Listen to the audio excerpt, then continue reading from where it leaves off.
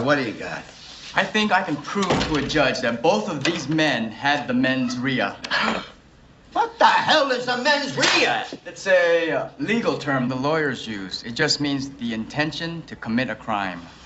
Okay, come on, let's go. Mens rea? Put the cuffs on him. How could we have gotten mens rea? We take blood? Can you do it without taking blood? We both use condoms. How is this possible? I want to see a doctor. Can I have an independent blood test? Money! I feel sick. What are you doing? Mens rea! Oh! Oh! My God! No! Hey everybody, good morning, good afternoon, good evening. Let's swap this up a little bit here. Hi, I'm Legal Vices and welcome. Welcome to the show. 2 hours late today, thanks to the court. I know I had everything scheduled for 2 hours ago. Well, the court decided they were going to start a little bit later today. And yeah, there you go. That's why we're here. Well, how are we? This is day 3. Day 3 of the ALEX Murdaugh trial. We're expecting to have the jury all impaneled today. There's a possibility we may get through the prosecution's opening statements today. We'll just have to wait and see. We've got the court cam up here, the owl cam, the booby cam, the whatever cam you want to call it. Whether you think, kind of tells you where your mind is, whether that looks like boobs or an owl, or an owl with boobs, maybe. I don't know. Anyway, opinions run the gamut as to what the seal looks like. All right, what are we doing today? Andrew, Legal Mindset, will be here in about 2 hours. We'll stream together for about an hour on my channel. Then we'll switch on over to his channel, and I'll stream with him for a bit before I have to go to sleep. Swan Lake Lady, Hooters. I guess that covers both options, doesn't it? Yeah, they're good thinking. Yeah, that covers both. Hooters, that covers both of them. All right. Yeah. So Andrew will be here in about 2 hours. We'll stream together for an hour. I'll go over to his until I go to sleep. And that's kind of how we'll be running this thing.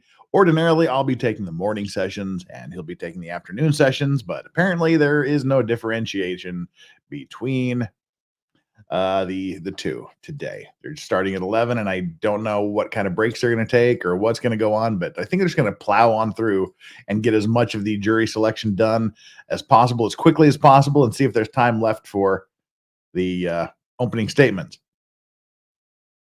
Now, what's happening right now is the jury was instructed to be there 15 minutes early, so about 20 minutes ago, and they all have to apparently be scanned in or something. The judge was talking about it yesterday. They have to be scanned in. They expected it to take about 15 minutes. They should have been done by now, but we'll just have to see. Oh, Bloy action. Good Lord, the questions you ask. What is the context for this case?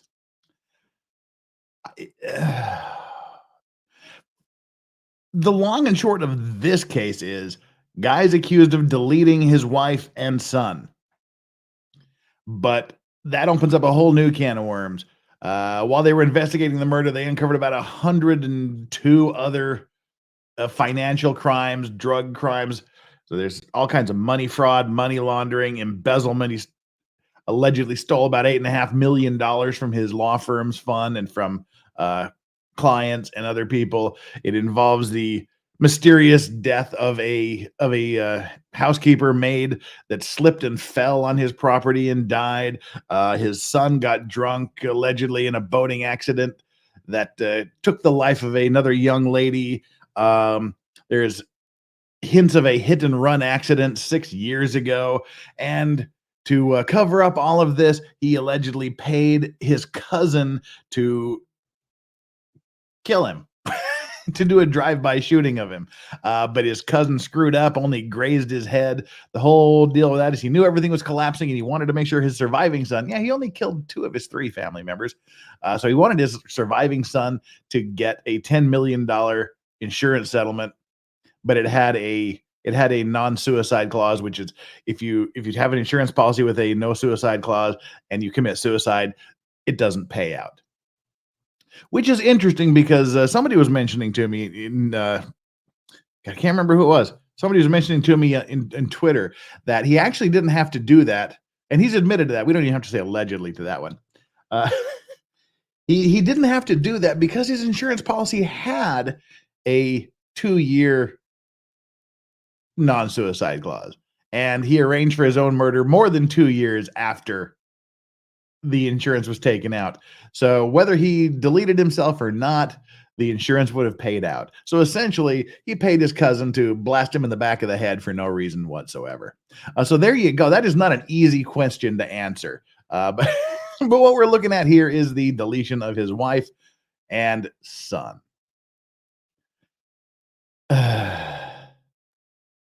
No, meet people. The son that was deleted was the son that was involved in the boating accident. So as we've been talking about the last 2 days, at least we know which son was his favorite. The son that he affectionately called Buster. Like they're in the South, everybody is either Bubba, Buster, or Trey because they're the third one.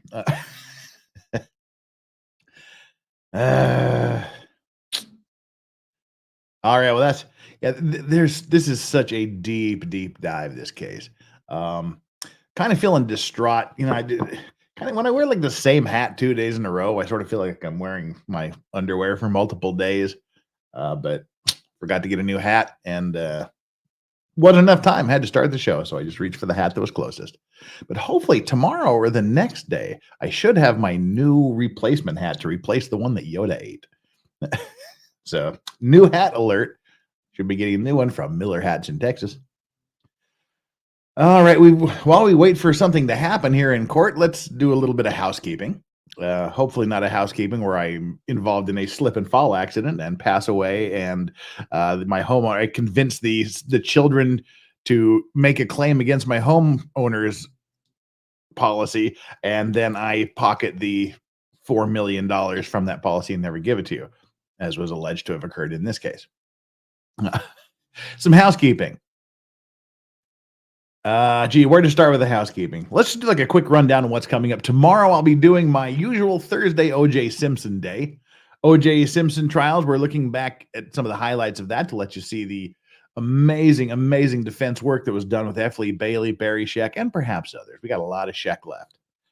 But I want you to see two masters of the craft at work defending someone. And the Barry Scheck cross-examination of criminologist Dennis Fung that we're watching right now is, without hyperbole, one of the greatest cross-examinations of a witness in history. And that's what we're going through. We'll be doing that tomorrow, usual time. Friday, I don't know. Probably this again. I don't think we'll do an earlier stream. We'll do this. And then hopefully on Friday night, we'll be doing an unexplained stream, a Friday night U.S. time, an unexplained with one of our good mods, Flux, who has her own channel, as well as Hannah Franz, if she's available. She's got some busyness going on in her life these days. So if she's around, we'll do it on her channel. If not, we'll probably do it on Flux's channel. And then next Monday, Maritime Monday, and more of this trial. And we'll keep going that way until this trial's finished. And then we'll move on to the next trial. There's a lot going on. Let's see. All right. Currently, we have 541 people sitting here with us all together as close friends in the Vice Squad, waiting for something to happen in court. And amongst those 555 people, 58 people, 558 people concurrently viewing, we have only 354 likes. Well, to rectify that problem, I would draw your attention to the like button down there. Reach down there and smash that like button. And if you're so inclined, I would be gratefully appreciative if you would also think about subscribing to my channel. We just talked about some of the things we do here. And if you like those kind of things, sign up. And a week from this Friday is our F It Friday stream, where we just kind of say F it and we talk about wild things. We talk about stories that don't fit in to our normal show. We talk about shenanigans. We invite a huge group of people to just kind of come on when they have time, and we just shoot the crap and talk about things. And while we're doing that, you all pay me lots of money. That's my once a month griftathon. It's a shameless, tongue-in-cheek, well-intentioned, jovial, amongst friends griftathon where I try to liberate as much money from you as possible. $100 shots. If you give $100 super chat, I drink a shot of premium whiskey and the aggregates of $100. $25 shots, $20 shots, $10 shots, whatever aggregates up to $100. Then I take a shot of a lower level whiskey, and the night just kind of goes off the rails. The more money you throw at me and the drunker I get. Why do we do it? I think just be shameless. We're all here on YouTube to make money, and I just want to do it all in one day so I don't have to mess around with it the rest of the month. So join me, and you do not want to miss it. The Effort Fridays are some of the favorite streams. People love those. Monetization goes out the window the first few seconds of the show, but we have a really, really good time. And that's what we're going to be doing a week from Friday. Do not miss it. Bring your money, bring your piles of cash, and then I don't have to talk about it the rest of the month. What I do grift for is subscriptions and likes, and we just did that. Now that you've gone down there and you've smashed that like button, you've made sure you subscribe. And I say made sure you subscribe because if you are still subscribed, make sure you're still subscribed and go down there and check it out and make sure YouTube just hasn't randomly decided that they want to delete you from my channel. So hit the like, subscribe, and then come over here and take our poll. Our poll today, every day we do a like poll or a subscribe poll or a like and subscribe poll. Today is a like and subscribe poll. Tell me how you smashed that like and subscribe button. Today's options for the poll are: you smashed the like and subscribe button like Amber Heard smashing Johnny Depp's finger with a vodka bottle. You smashed the like and subscribe button like Lizzo smashing a wicker chair. If you don't know who Lizzo is, just a quick little Google search will be your friend. Oh, it looks like court's going. And smash that like and subscribe button like smashing pumpkins. And smash the like and subscribe button like Hulk smash. Take the like and subscribe poll after hitting like and subscribe. Now let's see what's going on in the courthouse. I don't know that we need to do that. And there goes the volume in the courthouse again. Rowdy Sloth has gifted 10 Legal Vices memberships. If you are one of the lucky subscription recipients, please give Rowdy Sloth a very, very, very warm Lorax thanks. Rowdy Sloth, thank you so much for gifting those memberships. Thank you for your support of my channel, and thank you for allowing people the privilege of being a member of the Legal Vices channel. We have these memberships down there if you want to purchase them. Well, I'm going to try to be doing a members-only stream at some point during this weekend. I haven't done one of those for a while, and I'm remiss in my duties. So we'll be doing that. And we were talking about Super Chats a minute ago. Super Chats are not required to talk to me or to engage with me. No minimum requirement to talk. But what the Super Chats do is, because you're supporting my channel, whatever amount you Super Chat, I will be sure, I guarantee you that I will read your Super Chat. I will answer the question, I'll address to it, whatever it is. We'll try to look at some of the other stuff in chat as we go along, but chat goes by a million miles an hour, and I'm watching the trial, I'm commenting, talking to guests, and doing things. So I can't always address everything that's going on in chat, but I try to get to them. But I do guarantee you responding to every Super Chat. And so let's see who will break the Super Chat bubble this morning.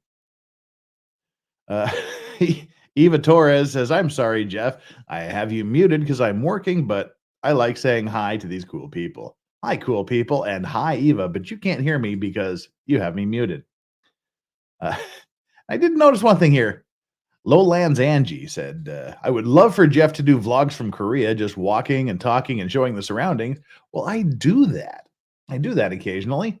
If you go back, I just uploaded one yesterday, the day before. Go check out my channel. Go in the playlist, and there's a playlist entitled Korea. That's where I do all those things. Alrighty. So yeah, I do those things. And starting off, we have Leanie. Leanie, hey, she's giving us a $2. I guess that's a fox in heat or something. It's a dancy, happy fox with hearts coming out of the nether regions. Xcomer Triple Z says Dildo Park tour when? Yeah, there is a we call it a love museum here. There's a love museum out on Jeju Island. when the weather gets warm. It's cold AF now, so probably around April I'll take a flight out to Jeju and we'll make sure to video Welcome back, ladies the and dildo gentlemen. park. We're going to do have the clerk do the roll call to check who is here. And there are a few Jessica jurors we need Reloaded, to member have for 4 discussion. months of the Clean and Sober crew, says, "Good morning, Lorax and chats." Good morning, Jessica. Good to see you here. If you would stand and say present, and then have a seat, and I'll proceed to the next number. And we're starting off with a Juror number delicious 11. gin and tonic today. Juror 16. Present. Juror 17. Juror 22. Juror 22. Thank you. Juror 39. Juror 45. Present. Juror 58. The dildo park is less impressive Juror when it's cold. 59. Okay, fair Juror enough. 75. Juror 77. Juror 80. Juror 82. Juror 95. Juror 96. Juror 110. Juror 112. Juror 124. Juror 131. That is true, King Ginger. The Jew roars Juror have 148. arrived. Juror 152. Juror 176. Juror 180. I'm going to pause there for just a second. Is that button on? Juror 181. Juror 185. Oh, crap. Juror Tonight- 193. Tonight is January Juror 26th over here. 202. It's Burns night. Juror 214. I will do that. Thank you. Juror 220. Juror 221. Juror 224. Juror 228. Juror 240. Juror 244. Juror 254. Now, from this large group of jurors that Juror they're taking 255. roll call with, they're going to Juror choose 257. 12 main jurors and 6 Juror 258. alternates. Juror 278. Juror 282. Thank you, Greg Hansen, for that reminder Juror that it's 294. Burns night. Juror 303. Juror 326. Juror 337. Juror 346. Juror 349. Juror 349 would come forward, please, along with counsel. Ooh.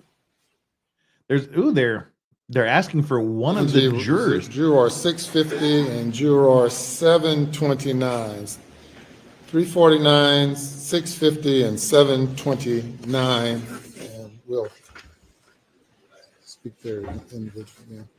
Okay, they're going to bring these guys up and talk to them one at a time. They're going to ask them a bunch of questions, probably about their views on certain issues that are going to be present in the case, and decide whether they want to keep them around or not. Well, we had an interesting question here in chat, which was, where'd it go? What is Burns night? Yeah, Burns night. It's the ultimate Scottish festival. It's to celebrate Robert Burns, poet Robert Burns' birthday. So yeah, you celebrate Burns Day by doing some good dancing, reading his poem about Ode to a Haggis, and drinking scotch. It's a great evening for shenanigans. Gosh, I haven't been to a good Burns night. Wait, they haven't had a Burns night celebration here in Busan for 4 years because of ye olde vid. And I missed it because it was actually Burns night ended an hour and 21 minutes ago here. This is his 264th birthday. So yeah, you eat your haggis, you wear your Scottish Highland dress, you read the poem about the haggis, and you have a great time. I was going to drink some bourbon after this, but I'm afraid I'm going to have to switch that out to some Highland Scotch. Gee, I used to look forward to Burns Night, and I forgot about it totally. I'm a terrible, terrible alcoholic. I'm a shameful alcoholic. I forgot about Burns Night. And Andrew Maggard says, "Hey, Jeff, glad to catch you live today." And Andrew Maggard, I'm glad you caught us live today. We're gonna be doing this and hopefully making this thing as entertaining as possible to you. Sometimes it's hard to make this entertaining, and if they don't actually share the individual questioning of the jurors, then it's going to be really hard to keep you entertained for for a long period of time. That's what I was hoping, so you can hear these questions they're asking the jury. You guys may have to keep me entertained tonight because it's 1:22 a.m. here, and I'm pretty much being fueled by liquor and soon nicotine. That's what'll be keeping me awake. Shizzy Wisna says, was able to go to a private dinner during the tattoo in Scotland, bagpipes, and a full reading of Ode to the Haggis. The meal was spectacular, as was the company. Never had a bad Burns night in my entire life. So some amazingly fun celebrations. Right. Well, what do we do? What are we going to do while we sit here and wait for the court to do something? Oh yeah, Jeff, did you watch Ricada's stream with Kyle Rittenhouse last night? I did. Where's Strawberry? Just asking because Max was wondering. Right there, licking the sofa for some reason. Hey, stop licking the chair. Sorry. Hey. There you go. Sleeping right behind the hat. All right. Well, I know what we can do. We can read this super chat from Marv White that just came in, and then we'll look at another legal case. Marv White, thank you so much for the $5 super chat. Man, my workday is almost over. Now I just got to sit here and stare at my phone. Oh, I love those days at work. It's been so busy at work the past couple days. And today sucked because we just came off a 4-day Lunar New Year holiday. Saturday, Sunday, Monday, and Tuesday was off work. So I had a huge pile of stuff waiting for me at Ye Olde Law Firm when I got there. Plus, earlier this morning, we got a new case, an oil spill happened. A very small oil spill happened up the coast. So we got this brand new case. And then we got all this stuff that's piled up for 4 days. And I was really looking forward to finishing on time, coming home, sleeping for 4 or 5 hours, and then really jumping onto the stream with some vim and vigor. But it didn't turn out that way. Got home at 9, got everything done, laid down on the bed from 10, set the alarm for 10:45 to make my 11 p.m. stream, which is 9 a.m. Eastern. Woke up, and while I was walking to the computer room here to fire up the grill, got a reminder from Kurt on civil law saying, "Hey, 2 hours from now." And then I realized someone had mentioned that, and I knew it. I processed it in my brain, but I hadn't actually made the changes to the scheduled time. So then I had to set everything up for the new time zone. Then I went back to sleep for about another 45 minutes. So instead of having 4 or 5 hours, I could have had 6 hours sleep if I would have thought about it. I've had about an hour and a half. So that's where we are. I wish I had one of those days where I was staring at my phone today. Duncan, Idaho. Awesome Dune reference there. Speaking of Scotland, you look almost exactly like James Cosmo, particularly of his Braveheart film days. Anyone told you that before, or am I crazy? James Cosmo. Should we find out who James Cosmo is? James Cosmo, Braveheart.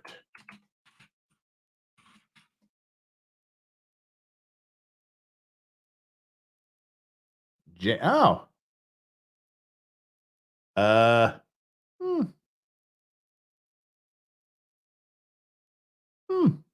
Okay. All right. I can see that. All right. I've been in worse company.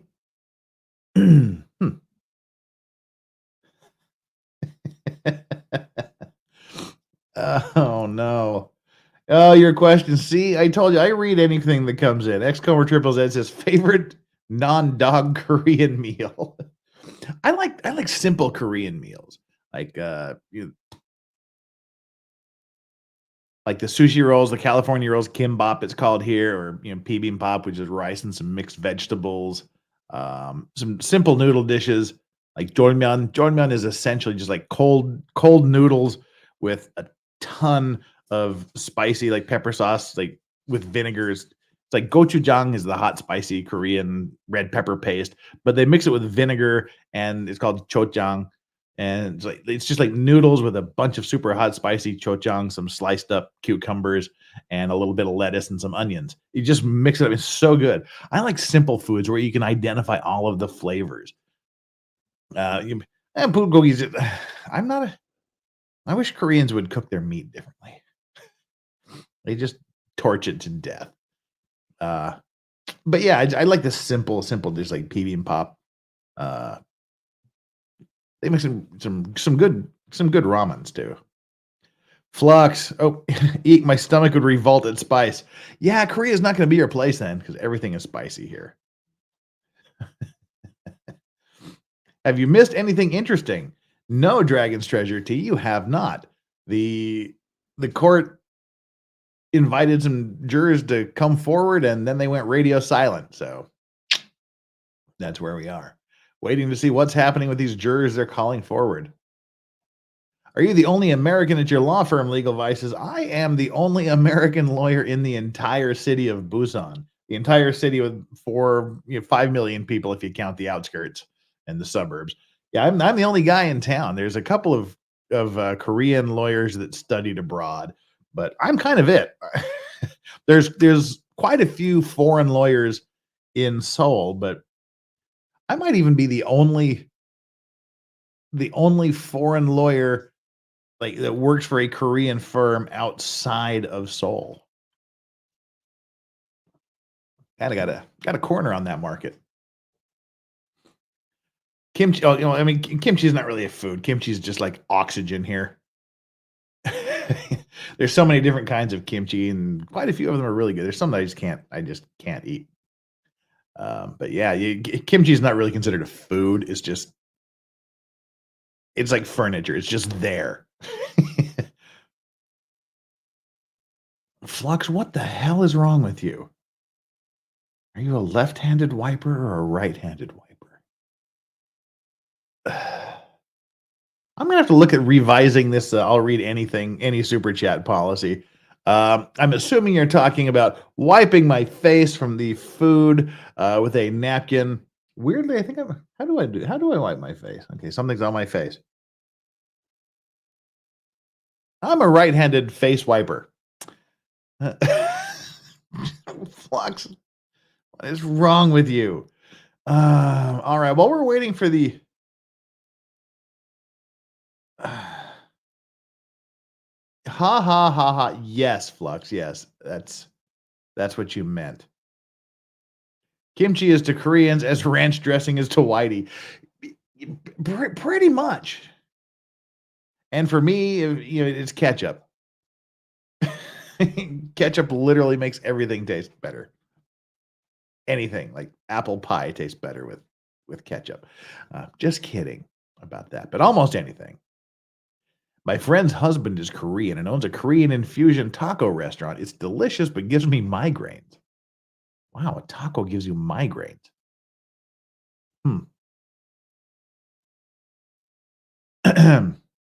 All right. Well, while we're waiting for something to happen in court, and I hope to God this just isn't the way it's going to be all day long. That would be a nightmare. What I think we'll do is we'll update you on this other case, and then we can go back and watch some of the motion hearing from yesterday. So I don't just wither and die on the conversation vine here.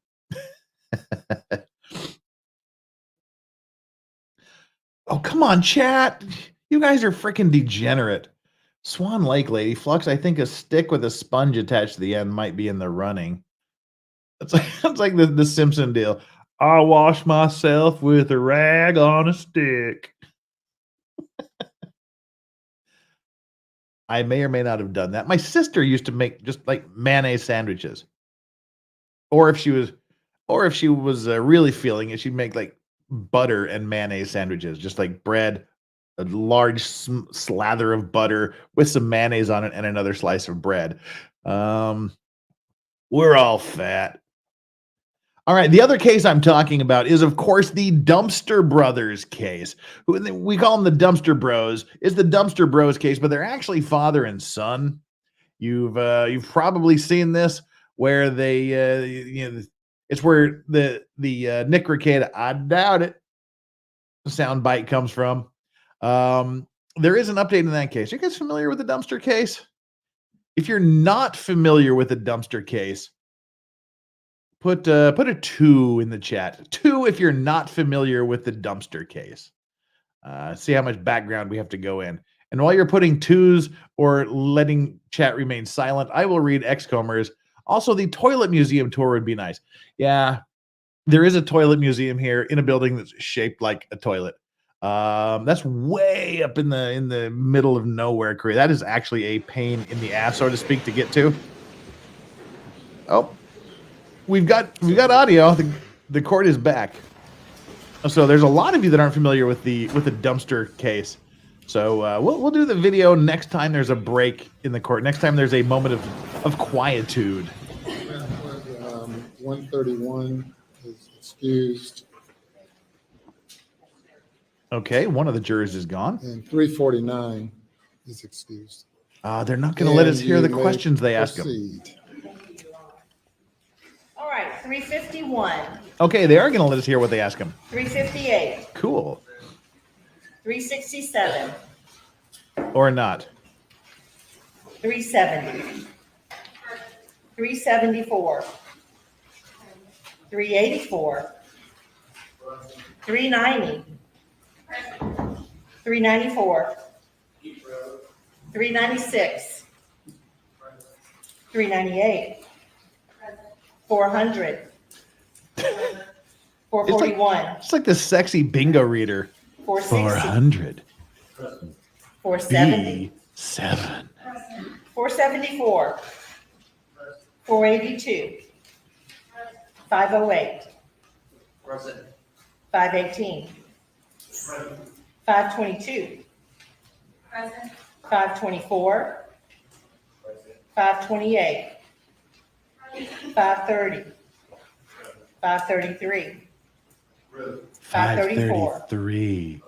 544, 548, 550, 556, 557, 564, 567, 568, 571, 572, 575, 578, 8675309. 8675309. Jenny, Jenny, who 589. can I turn to? 595, 596, 609, 612, 630, 644, 651, 654, 658, 663, 666.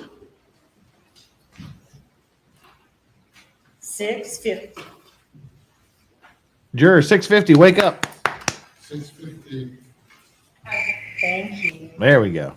669, 674, 694, 695, 704, 705, 711, 715, She thought it was funny when there was juror 727.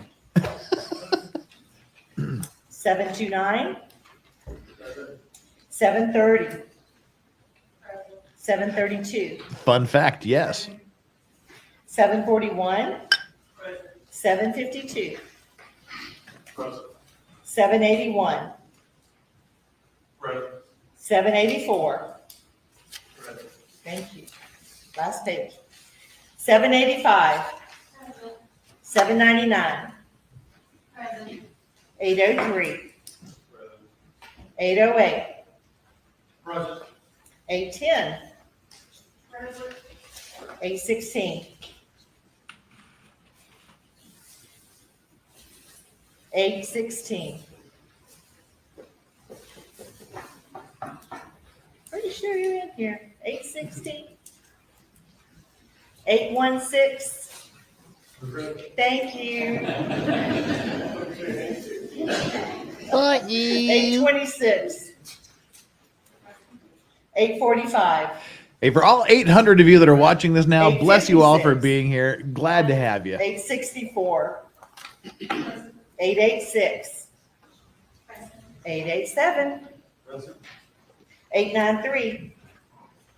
Okay. Is there anybody in here, that's a juror, whose number was not called? I'm just going to say it one more time. Is there any juror in here whose number was not called? Okay. Judge, I think that's the roll. All right, roll call is over. Ladies and gentlemen, welcome back.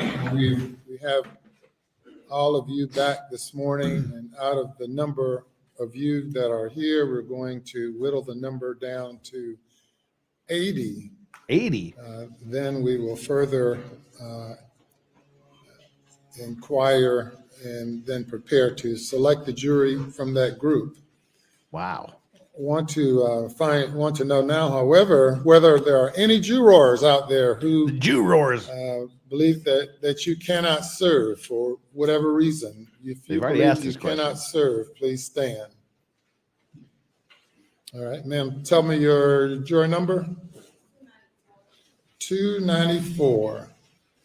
All right, we'll talk to you in just a moment. Anyone else with a problem serving on this jury? Yes, ma'am. Juror number 58. Say it again. 367. All right. 282. Just like jurors, Squid Game style. Just the last 18 to survive are on the jury. 396.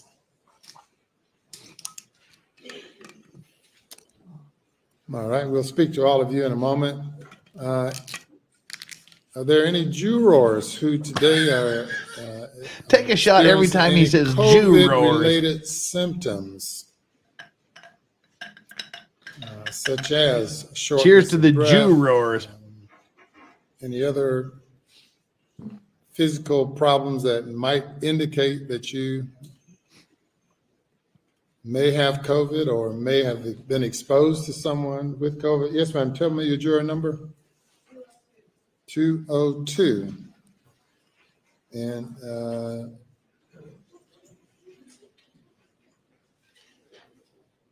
are you currently experiencing problems, or you believe or you're been in contact with someone who's having problems? Dun, dun, dun. 202, and you believe that might be a COVID related, possibly. Or do you believe that you're available to serve, or that we should let you go? All right, thank you. Has anyone else been exposed? Isn't there whiskey you to recommend for a anyone dumpster who fire type cigar? have been diagnosed with COVID, or who you think might have it? Oh, I thought you meant like a crappy cigar. There's actually like a legitimate brand called Dumpster Fire Cigar. A smoother bourbon like Basil Hayden would be a good one, I would imagine. So, Madam Clerk, you can we'll talk with those jurors, but you can get your list of 80 while we take this break, and just go and do it, because if they're in it, then we'll just strike through them. All right, we'll be at ease just again as we speak with the what are their numbers? All right. Or Oh, 58, 367, 367, 282, 282. and 396. That one still? Yes, 282 And and 390 and 396.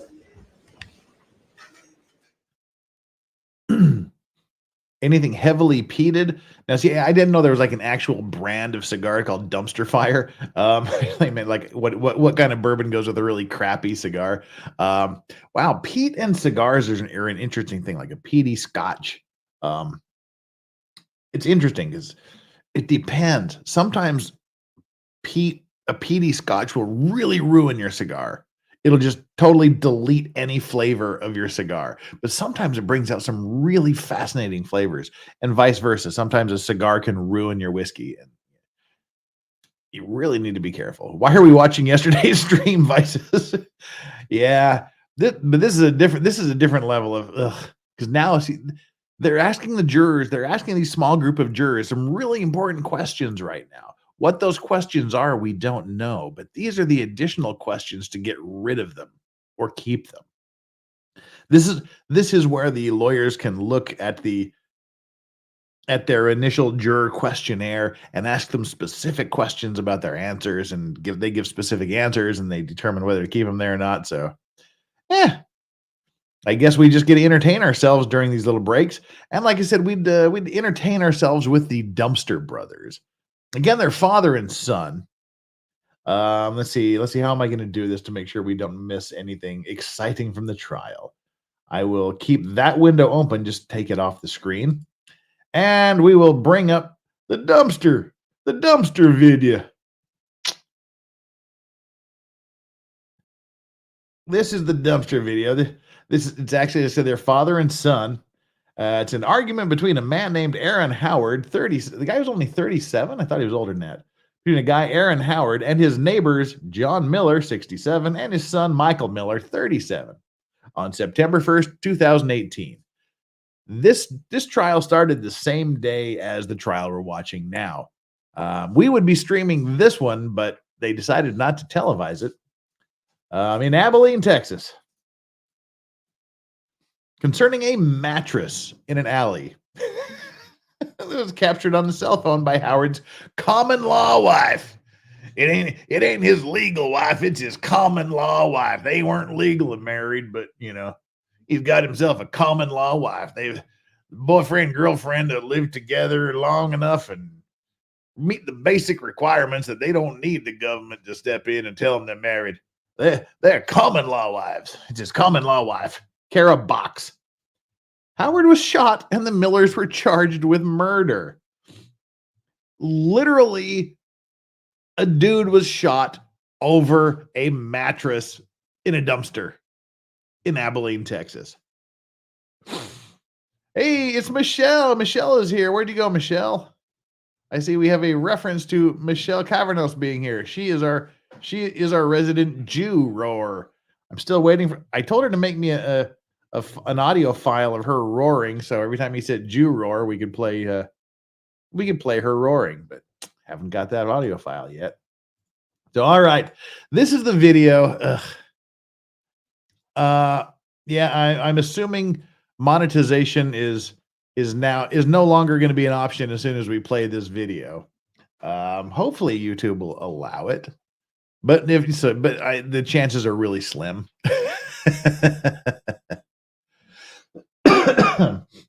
So yeah, just saying. Yeah, no, the whole channel won't get deleted, Daniel. Just this video won't get any ad revenue from it. So think of that when you're deciding whether or not to super chat me today. But we all need to see this video. This trial is currently ongoing. This is let's embiggen it so you can see it better. All righty, boop. This here is Dad, obviously. Dad's got himself a little handgun here. This is his son, and he's got himself a shotgun. And they have the weirdest body shapes of any men I've ever seen in my entire life. just saying. They're oddly shaped individuals, and they're in Abilene, Texas.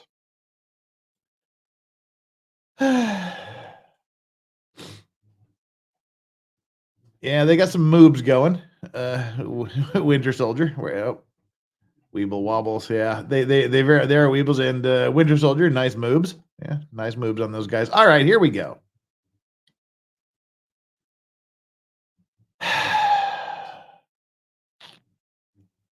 Right.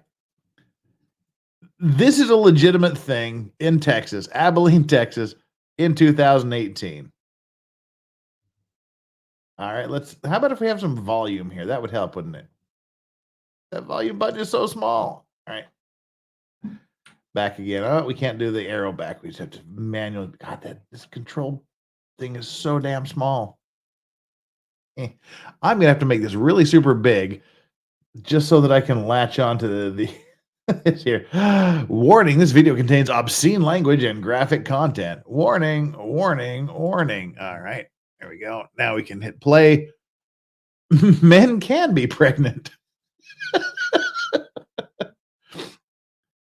Now, see, if you watch Nick Rekieta's channel and you're not familiar with this is where his soundbite, I doubt it, comes from.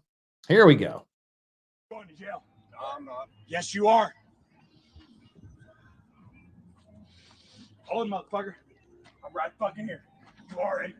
This big guy here is only 37. I thought he was like in his 50s. Away from him. Come get it. Go get the gun. They are arguing over this mattress next to this dumpster. This is literally an armed standoff over an abandoned mattress in front of a dumpster. Okay, yes, Sovereign Bozeman corrected me. Was 37. Definitely past tense. Yeah, it's definitely past tense. So let's go ahead, my BB gun. I'm gonna put 9 in this motherfucker. All right, here we go. I'm standing at the dumpster, bitch. Damn it. Hey, you hear? These control buttons are so tiny on this thing. Oh my god. Let's get it back here so we can have the full range of interaction over this particular, and it's not even a queen size mattress. It's like a twin, a double at best. All right, we'll let this go through here. All right, let's watch this play out. Language and all. You're going to jail. No, I'm not. Yes, you are. Hold him, motherfucker. I'm right fucking here. You already pointed away from him. Come get it. Go get the gun. Back off. Go get my BB gun. I'm gonna put 9 in this motherfucker. Back off. I'm standing at the dumpster, bitch. If you come closer to me, I'm gonna kill you. Hey, did you hear him say he's gonna kill me? Yes. I'm at the dumpster. Put the gun up and go inside. You pulled a gun in front of our children. In front of my kids. Waiting for a fucking mattress. Fuck you. God, this is the worst of humanity. He's literally saying, the other guy's like, I'm going to shoot. And he's like, yeah, no, I'm going to back off or I'm going to kill you. And then they're like, rule number 1, no matter how right you think you are, do not argue with 2 armed men with this body shape dressed like this. Just don't do it. I mean, good Lord. You should be smarter than that, bruh. Just don't do it. Good. We can use the space bar to start and stop this video. Yeah, you're going. I'll kill you. He's like, yeah. Did you hear him? He said he's gonna kill me. I guess I'm gonna have to yell at him some more. No, not the smartest thing. Point at me, motherfucker. Point at me. Take the swing. Point it at me. Take a swing. I mean, this is over a mattress. Go on, point it at me. Point it at me. Take your swing. I'm standing my ground, motherfucker. I'm standing my ground. Not something to say when there's 2 armed people standing their ground. Take your swing. No, you ain't. You're in an alley. You're not in your home, sir. You came out to the alley. Support the gun. I will kill you. You're dead. I promise you, you're both dead. It is an alley. You're in an alley with a fucking shotgun, you little piece of shit. I'm gonna kill you. I doubt it. I doubt it. That's the, that's the Nickercata soundtrack there. I doubt it. Yeah, he's like he's unarmed and he's telling two armed people he's gonna kill them. Conan the Barbarian says, "Where are their belly buttons?"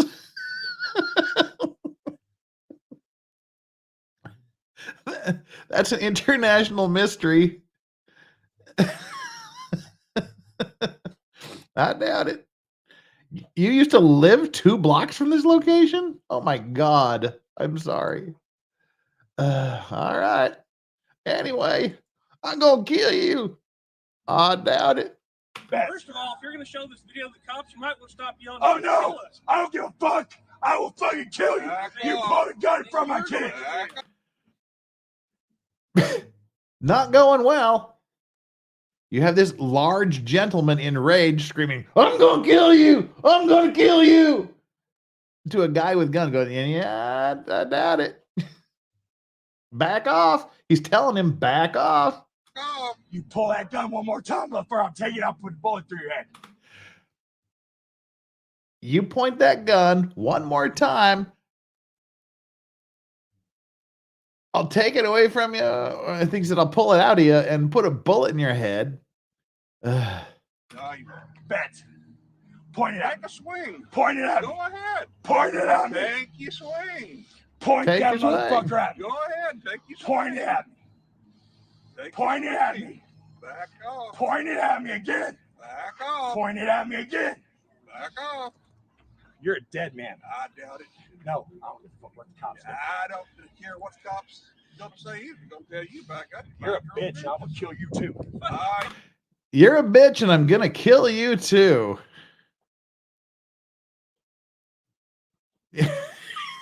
Lowland's Angie said, "Well, this isn't going anywhere."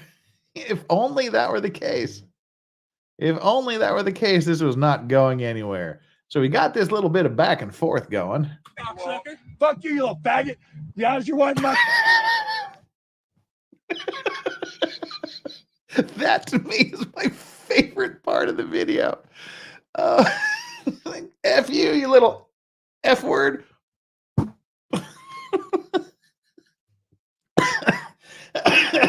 Oh my God, I'm joking on my own saliva.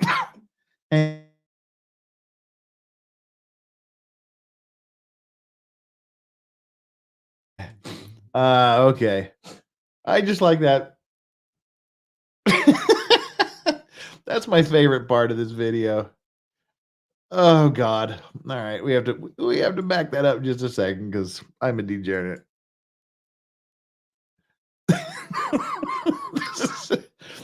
What have I done? Oh man, this is like the missing link. All right. What have we done? Stop it.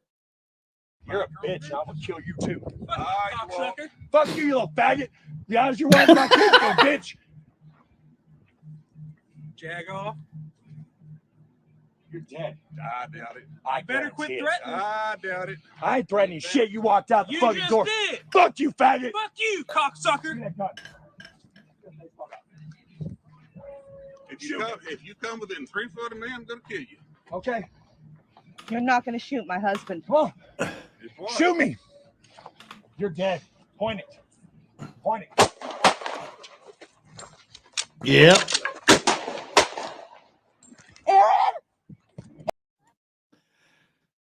Yep. And that's how that ended.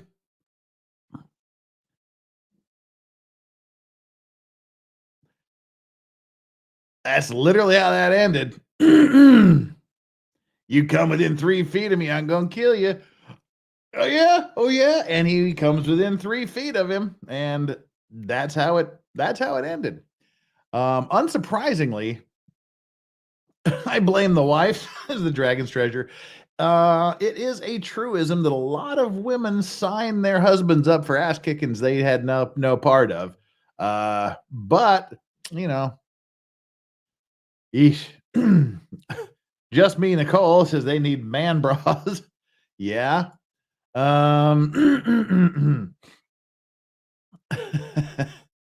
Well, these guys are on trial, and this is the trial we were hoping they would televise. If they were televising the Dumpster Bros or the Dumpster Family trial, that's the one we'd be watching, not Murdaugh. But they didn't show that one. They're not televising it probably because it's just Abilene's a small town there in Texas, may not have the resources. Yeah, play it all the way through once. Yeah, I'm already in enough YouTube trouble. We don't need to do that. At the end it gets pretty graphic because she is holding the camera while looking at the remains of her husband. But they are on trial. The trial started, and let's give you an update on that trial here as we speak. Oh, sorry, when I was choking about him doing the thing, I was about choked to death on my own saliva there. All right. Murder trial. No thanks. Murder trial for father and son in Abilene. It begins. Johnny Miller and his son Michael have both pleaded not guilty in the shooting death of neighbor Aaron Howard.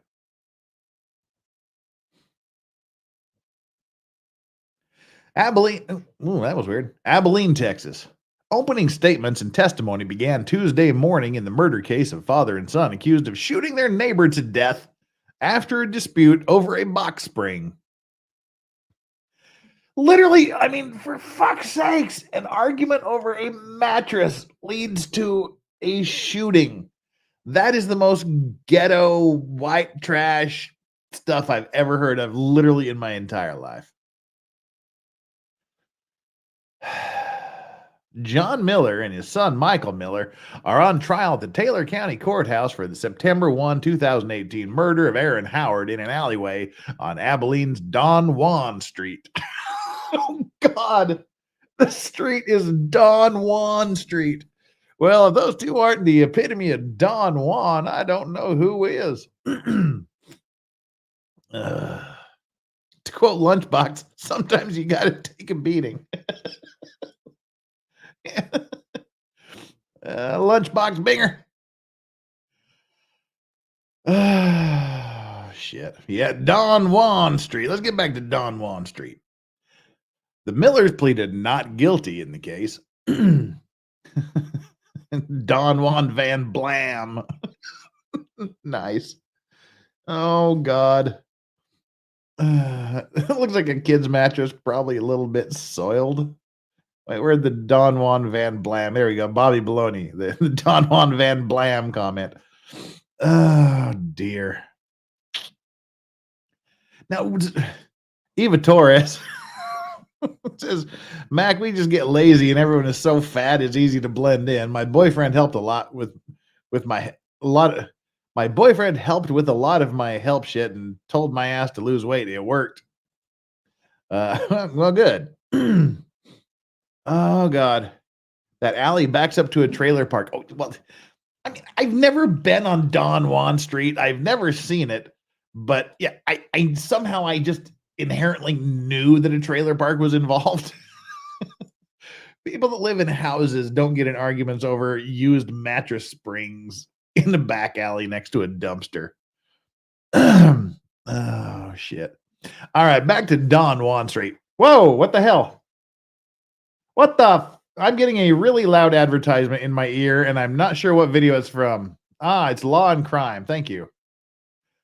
Whew, Law and Crime is just cutting in to do Anjanette Levy is cutting in to do an update on nothing happening. Wow, that scared me, and it was really, really loud in my ears. I felt violated and threatened. All right, back to the story here. Oh, sorry. Oh, I just kicked Strawberry in the head. Didn't see it there, buddy. Sorry. Back to Don Juan Street, which apparently backs up into a trailer park. The Millers pleaded not guilty in the case. Here we go. Howard is the dead guy.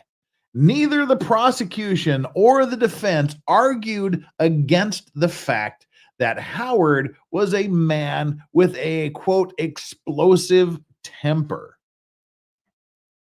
But both noted Howard was taking medication for his anger issues. The big guy that was yelling, shoot me, pointed at me, I'll shoot you, motherfucker. That guy has known anger issues that are so severe, he was taking medication for them.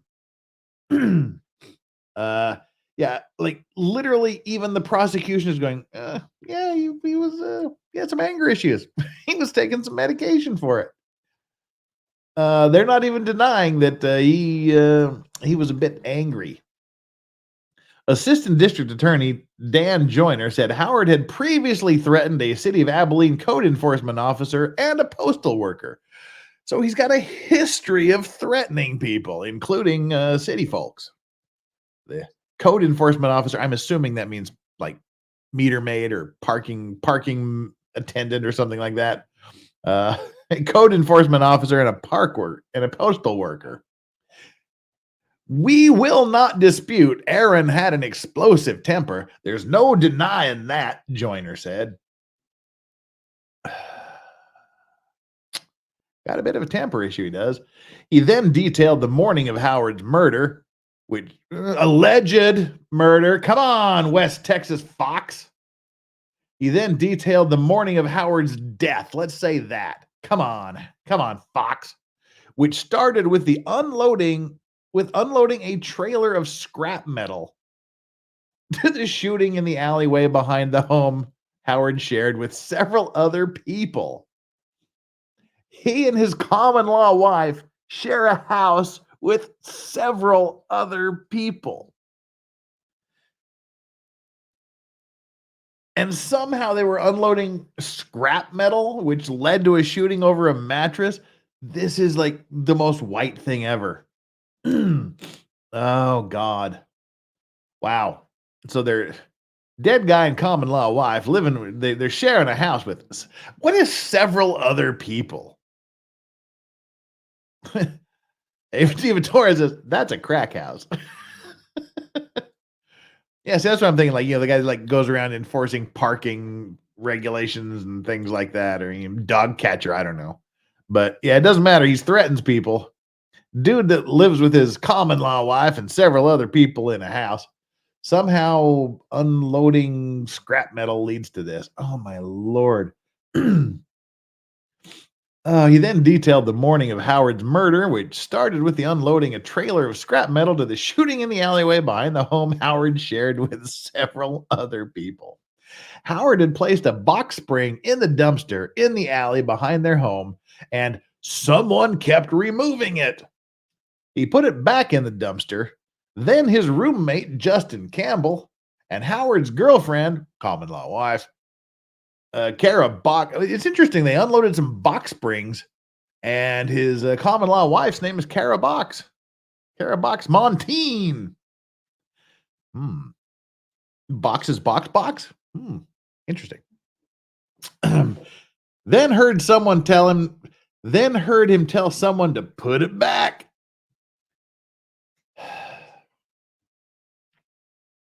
So he puts the mattress in the dumpster. Someone keeps taking it out. He confronts them. And then heard someone tell him to put it back. This led to John Miller producing a handgun and the argument ensuing. Born a Hawkeye says this has taken 4 years to be tried. Well, it usually takes a year or two for murder trials to get underway. Plus, we had 2.5 years of the vid in the middle, so that's not these days. That's not uncommon. The vid really backed up the court system. So, yep. Police were called to the alleyway. Well, that's good. The first witness called was APD, assuming that's Abilene Police Department, Officer Anthony Horace, who was the first officer on the scene after the shooting. Horace described Howard's condition. His condition was not good. Howard's condition when he arrived in the alleyway, saying part of his skull was missing and his brain was exposed, and said Howard appeared to be incoherent. Oh, Jesus, the dude was still alive? I thought it was like an insta-kill. Oh, God. His head was... Oh. his head was blown off, his brain was exposed, and he was still alive and appeared incoherent. Fair enough. That's grounds for being incoherent, I suppose. That's a fact I didn't know. Ugh. So part of his skull was missing, his brain was exposed, and said Howard appeared incoherent. That's reasonable. Joris didn't think that Howard, knew what was going on. Well, yeah, that can kind of happen when the top of your head's blown off. Ugh. The next witness was a former APD forensic specialist who described the crime scene and positively identified evidence from the scene. Howard's former girlfriend, yeah, because he's a former Howard. Howard's former girlfriend, Cara Box Montine, took the stand before the court recessed for lunch. She said she knew Howard since she was a teenager, and they had dated briefly in 2013. Then they became a couple in 2017 when Montine said she was getting out of a bad marriage that Howard helped her through. Oh, I bet he helped her through getting out of that bad marriage. I help you through it, baby. The couple lived on Amber with Campbell, his children, and Montine's mother before moving to the home on Don Juan. So he's like, hey, baby, I have an idea. You're in a bad marriage. I'll help you get out of that bad marriage. I'll take care of you. Let me help you get out of that bad marriage, and let's say we move to Don Juan Street. How's that? Let's do that. You want to move to Don Juan Street with me? And so that's what they did. Montine testified that she started recording the argument between the Millers and Howard because she was afraid something bad would happen. So she knows her man. She knows her man is a tempersome feller. Gets his dander up, if you will. Sometimes he can get hotter than a horny toad on a sun-baked rock. So she starts videotaping because she knows she's afraid something bad is going to happen. Tarrant County Deputy Chief Medical Examiner Dr. Tasha Greenberg testified that after the break and confirmed the cause of death, confirmed the cause of death for Howard was his wounds from the gun and shotgun. Yeah. I'm pretty sure that a shotgun blast to the face and a couple of other wounds were the cause of death. Greenberg detailed the trajectory of the bullets that struck Howard in the arm and chest, and the head wounds from the shotgun. That's multiples there. That's plural. She confirmed both the chest and head wounds were sufficient to cause death. Seems like every one of those pew pew pews was a kill shot. Yeah. Howard's best friend, who we often referred to as his brother, possible could be his best friend and his brother. Yeah, was called to the stand to detail what happened that day in the alley. Campbell said Howard was aggressive. Howard was the aggressor. Oh, see, this is looking good. This is a prosecution witness, and it sure sounds like it's good for the defense. Hey, we were just there. It's Texas. We can carry guns. Dude shows up yelling at us. His girlfriend even started filming us because she knew she was afraid something was going to happen. His best friend calls him aggressive and said Howard was being aggressive. Howard was aggressive, but also very loving and caring and kind. Oh, and kind of intimidating.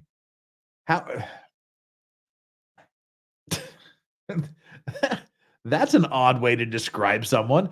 Aggressive, loving, caring, and kind of intimidating. That's kind of an odd way to describe someone, really.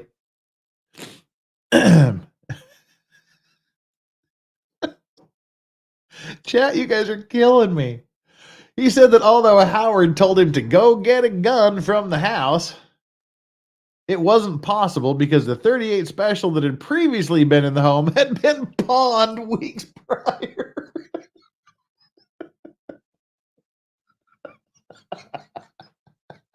Ain't that just some white trash shit? Aggressive over a mattress. He's like, go get the gun. Go get the gun. He's like, I can't get the gun. We pawned it a couple of weeks ago.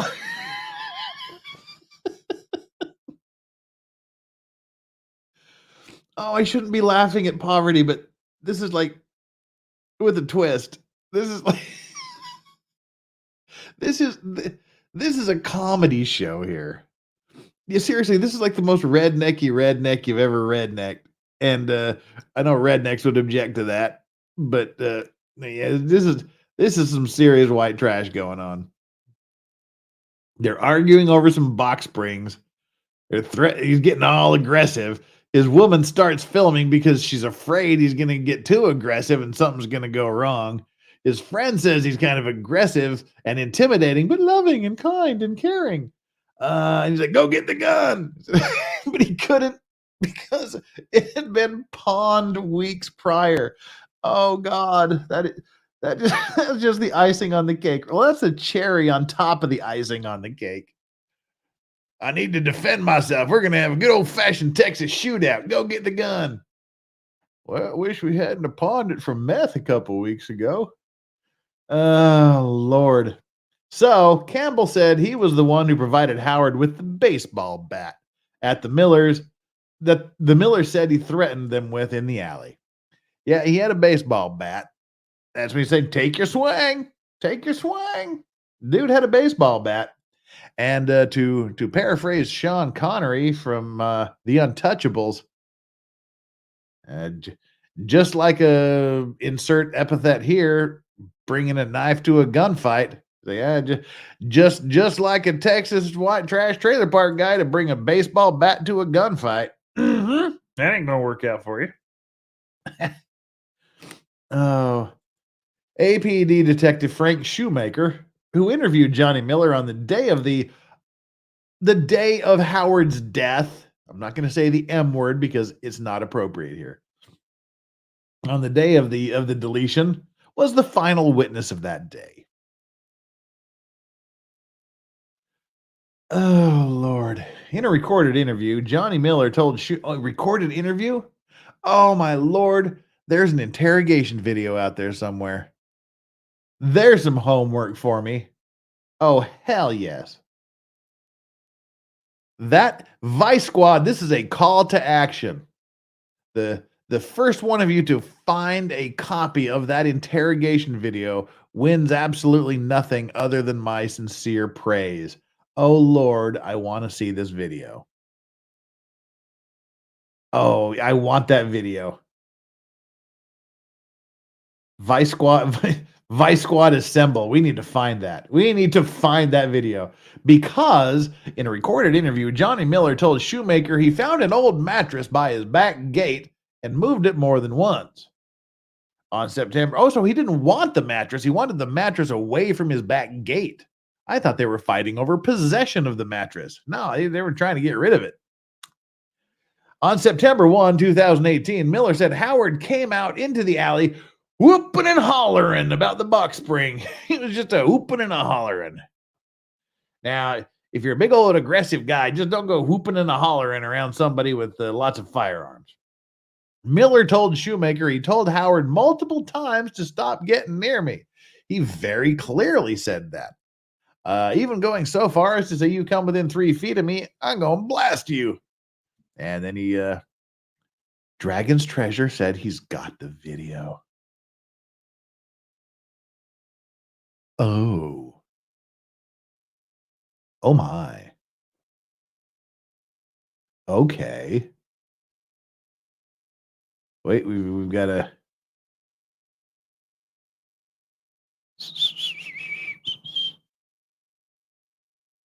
Oh, literally, I just saw that one of our viewers, Matthew Sablin, about an hour ago, well, about 45 minutes ago, he just literally sent a link about 45 minutes ago to this very article that I'd planned on reading today. So yeah, this is the article. I just saw that it was sent to me. But yeah, I did this on my own. Oh my Lord. Hang on. All right, that was T-Man being a jackass, sending a Rickroll video. All right, never mind. Uncool. Johnny Miller told the detective that he told his son. Johnny Miller also told the detective he told his son Michael to get the shotgun. Michael, go get the shotgun. And in the interview told Shoemaker Michael did not fire a shot. He said after the first shot he fired, Howard turned around and came back towards him and said he would kill him.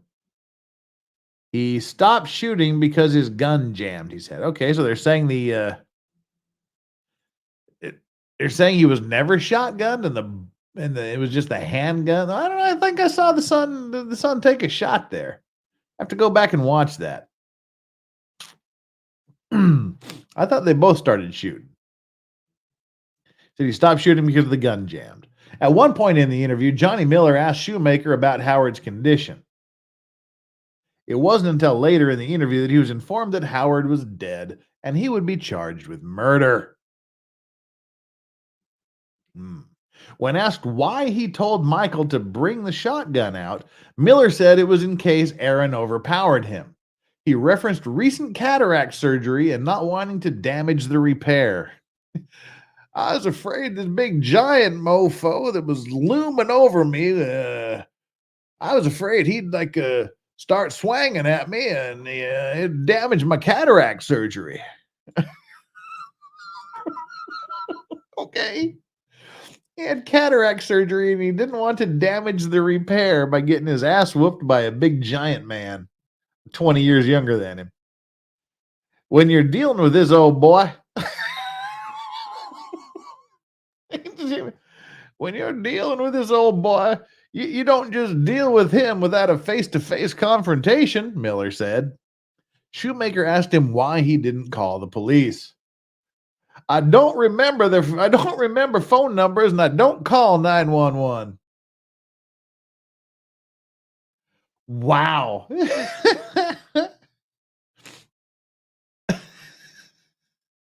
I don't remember phone numbers and I don't call 911. At this point, Shoemaker tells Miller that Howard is dead.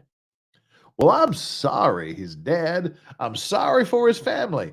If you think I don't feel bad about this, you're wrong, Miller said. The trial is expected to resume at 9 a.m. Wednesday at the Taylor County Courthouse.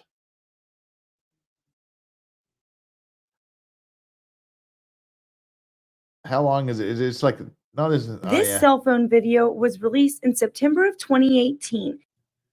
All right. It's a voiceover.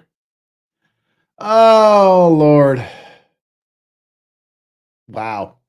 So that's the update from the Dumpster Bros case. Oh, dear. Oh, my God. See, we totally wanted this one to be streamed.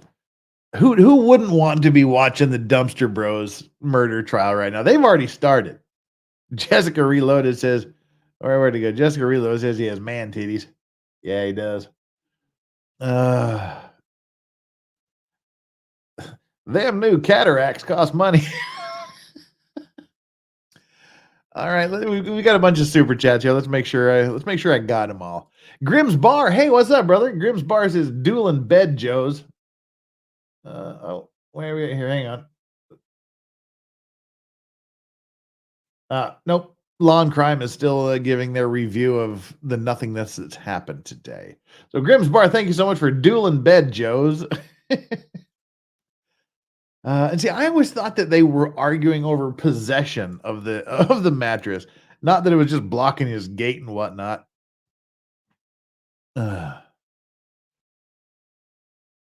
Ryoji Mata says, didn't share house, shared the dumpster. Well, the dumpster may have been the house. We're not entirely sure that's not the case here.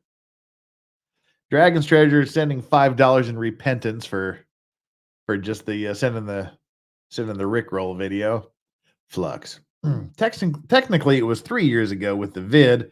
That would have been a lawful shoot because if you were within 6 feet of someone, that was a death threat back then. So he was just following guidelines. Well, we'll find out what the jury has to say, and it's Texas, so I'm going for a not guilty. That's my prediction. I think they're going to be found not guilty. Just for the simple fact, apparently, and Branca can correct me if I'm wrong. I believe there's no duty to retreat in Texas. They were armed. It doesn't matter why he didn't call 911. It doesn't matter who was right, who was wrong. What matters was their state of mind. Did they have an apprehension of a lethal or potentially deadly threat? Well, guy's got a baseball bat. He's a huge man. He's known to be aggressive. He's got known anger issues to the point he's taken medication for him. Probably should have taken a little more medication. He's known to have threatened other people. They've had dealings before, apparently. And the guy kept threatening to take the gun from him and blast him. Kept threatening to kill him, to swing on him. He was warned, stay away from me, get back, keep your distance, get back, get within 3 feet of me, I'm going to shoot. Oh, you got within 3 feet of me, bang, bang, bang. I'm vibing for a not guilty for this. But again, we don't know the whole story. We'll just have to see how it plays out. XCOM or Triple Z, who got the mattress in the end? Like, it wasn't a fight for the mattress. Apparently, he just didn't want it in front of his gate or something to that effect. Oh, and Joe Choi says, why do dogs just stop and sit in front of you? Had my hands full of recycling, nearly went flying over the damn dog. Yeah, well, if you saw my dog park video yesterday or the day before that when I uploaded it, you'll see that that's exactly what happened to me. Idiot dogs got in my way under feet, and I went for a little bit of a tumble. Kind of got some bruising on my palm here. You can kind of see it's a little dark there. Got some bruising on the inside of my arm and my hip. It just kind of went head over a giant bulldog. And Len H says, I don't understand how a man can let their body go so much like that fat fuck looked. It's very common in America, being pot-bellied, fat, useless, worth piece of shit. Yeah, well, he still gets to defend himself, even though he does look like that. Taylor County, I believe that is correct. I don't see this as a stand your ground cases. They went and got their guns. They weren't there with the guns. Well, we'll find out. We'll find out. I don't know. All we can do is wait and see.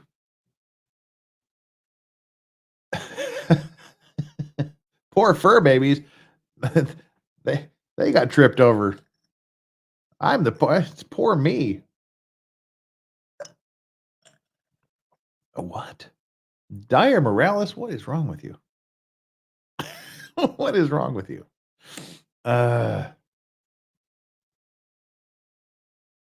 Another reason why cats are better, they squish when you step on them. Come on.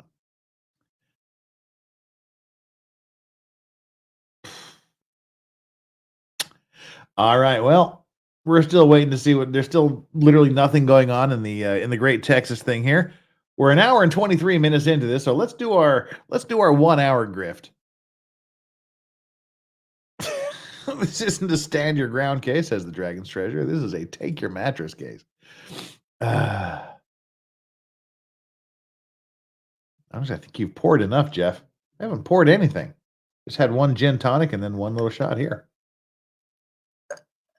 We're just getting started. Oh dear.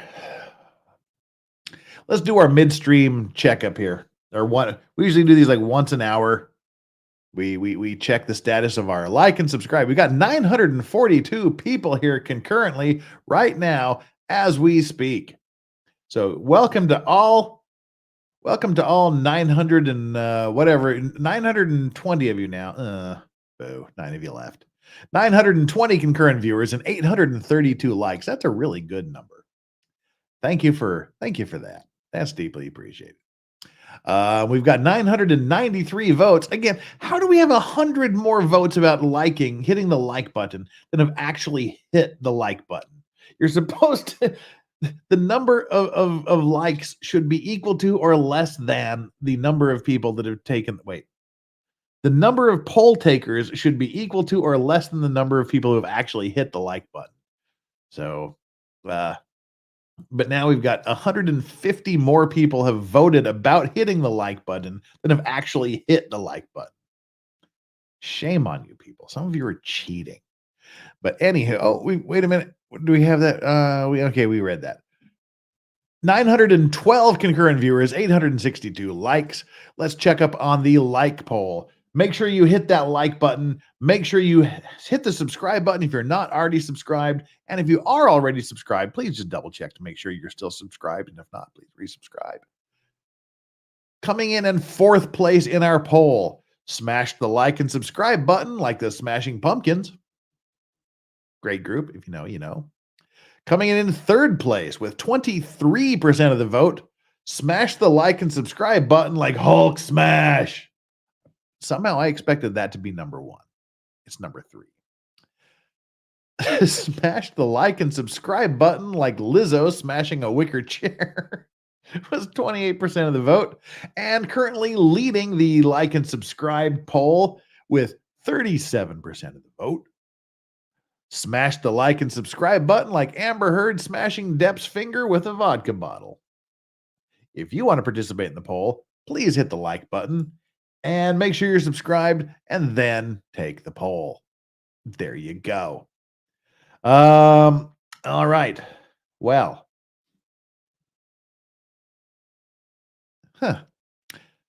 While we're waiting for something to happen in court, and again, maybe Andrew Legal Mindset should probably be joining us. He said he was going to try to join us about 30 minutes from now. We'll see how that goes. But I think until then, until something happens in the court, we should go back to tomorrow afternoon and watch some of the motions. There's some really interesting things. Some new information comes out. For example, apparently this guy's house, his estate is 1,700, is like 1,770 acres, huge estate. Apparently it has its own gun range on there, and they matched bullets from the shooting weapon, from the victims, the two cartridges found at the shooting range on the estate, which isn't really good if you're that guy. There's other things. There's other things they talk about there. What these motions were yesterday were motions to try to limit evidence, to prevent evidence from being introduced into court. Yeah, Steve C. Legal Mindset stream is set for 1.5 hours from now. Exactly. He's supposed to be joining me in 0.5 hours from now. We'll stream together for 1 hour, and then he'll go start his stream, and I'll join him for about 0.5 hours, and then I'll go to sleep. That's how we're doing this tag team thing here. So yes, that is correct. Legal Mindset is starting his stream 1.5 hours from now. He'll be joining me in 0.5 hours. We'll tag team for a bit. And we'll do a joint stream here, then a joint stream there, and then I'll go to sleep. That's how that works. And we're going to be doing that for the rest of the trial. I'll be doing the morning stream. He'll come at lunch. We'll talk for a bit during lunch and switch over to him about halfway through the lunch break. And Steve Gosney is into chat. Hey, Steve Gosney, welcome. Welcome, welcome, welcome. Jeff is disappearing tomorrow afternoon. Am I? Where am I disappearing tomorrow afternoon? Oh, whatevs. Oh, Steve, I wish this was your day off. I don't want you to take any more vacation time to hang out with me here on the stream, but it would be lovely to have you. Darrell Ong, thank you so much for the €5. Great super chat there. You have the coolest dog ever, next to my dogs, of course. Late and catching up. But you're not going to hear this for another hour and 30 minutes, but you can really just skip ahead to right where we are right now because you have literally missed nothing. Yeah, you literally got nothing. You've missed not a thing. All right, so let's go back here. Let's look at some of these motions. We'll just start the motions. There's nothing going on in the court stream right now. So let me pull up the actual videos from yesterday's session where they're doing their motion in limine, trying to get some evidence excluded and doing some other arguing back and forth. YouTube, we get that YouTube video. And we're talking about Stephen N. Gosney here in the chat. You want to go to crimelaw.net. Steve Gosney is an amazing Florida assistant public defender who specializes in death penalty appellate cases. He is also the author of this book right here, Ideas and Answers in Law by Stephen N. Gosney, with a foreword by attorney Andrew F. Branca and blurbs on the back by Nick Rekieta of Rekieta Law. So it's a great book. Go to crimelaw.net and you can pick up a copy of his book. It's a great book that not only provides problems and issues in law, but provides solutions to them. We love to have Steve here. Steve's a great guest, and I always feel guilty because he actually literally takes vacation time to come and join the stream. We need a time when Gosney's not working and he doesn't have to take vacation. You've got 30 minutes. Throw him the link. All right, we can do that. We'll throw Gosney a link. That'll pass the time real quick. And we can watch. Oh, yeah, I almost ended the stream. That would have sucked. Let me quickly email Goz here. The Goz man. Emailing him a stream. Steve, you really just need to get like a Twitter account just so we can send you messages without going through email. It's much easier. To Steven. Link. Send. Okay. The link is away. And let's get back here to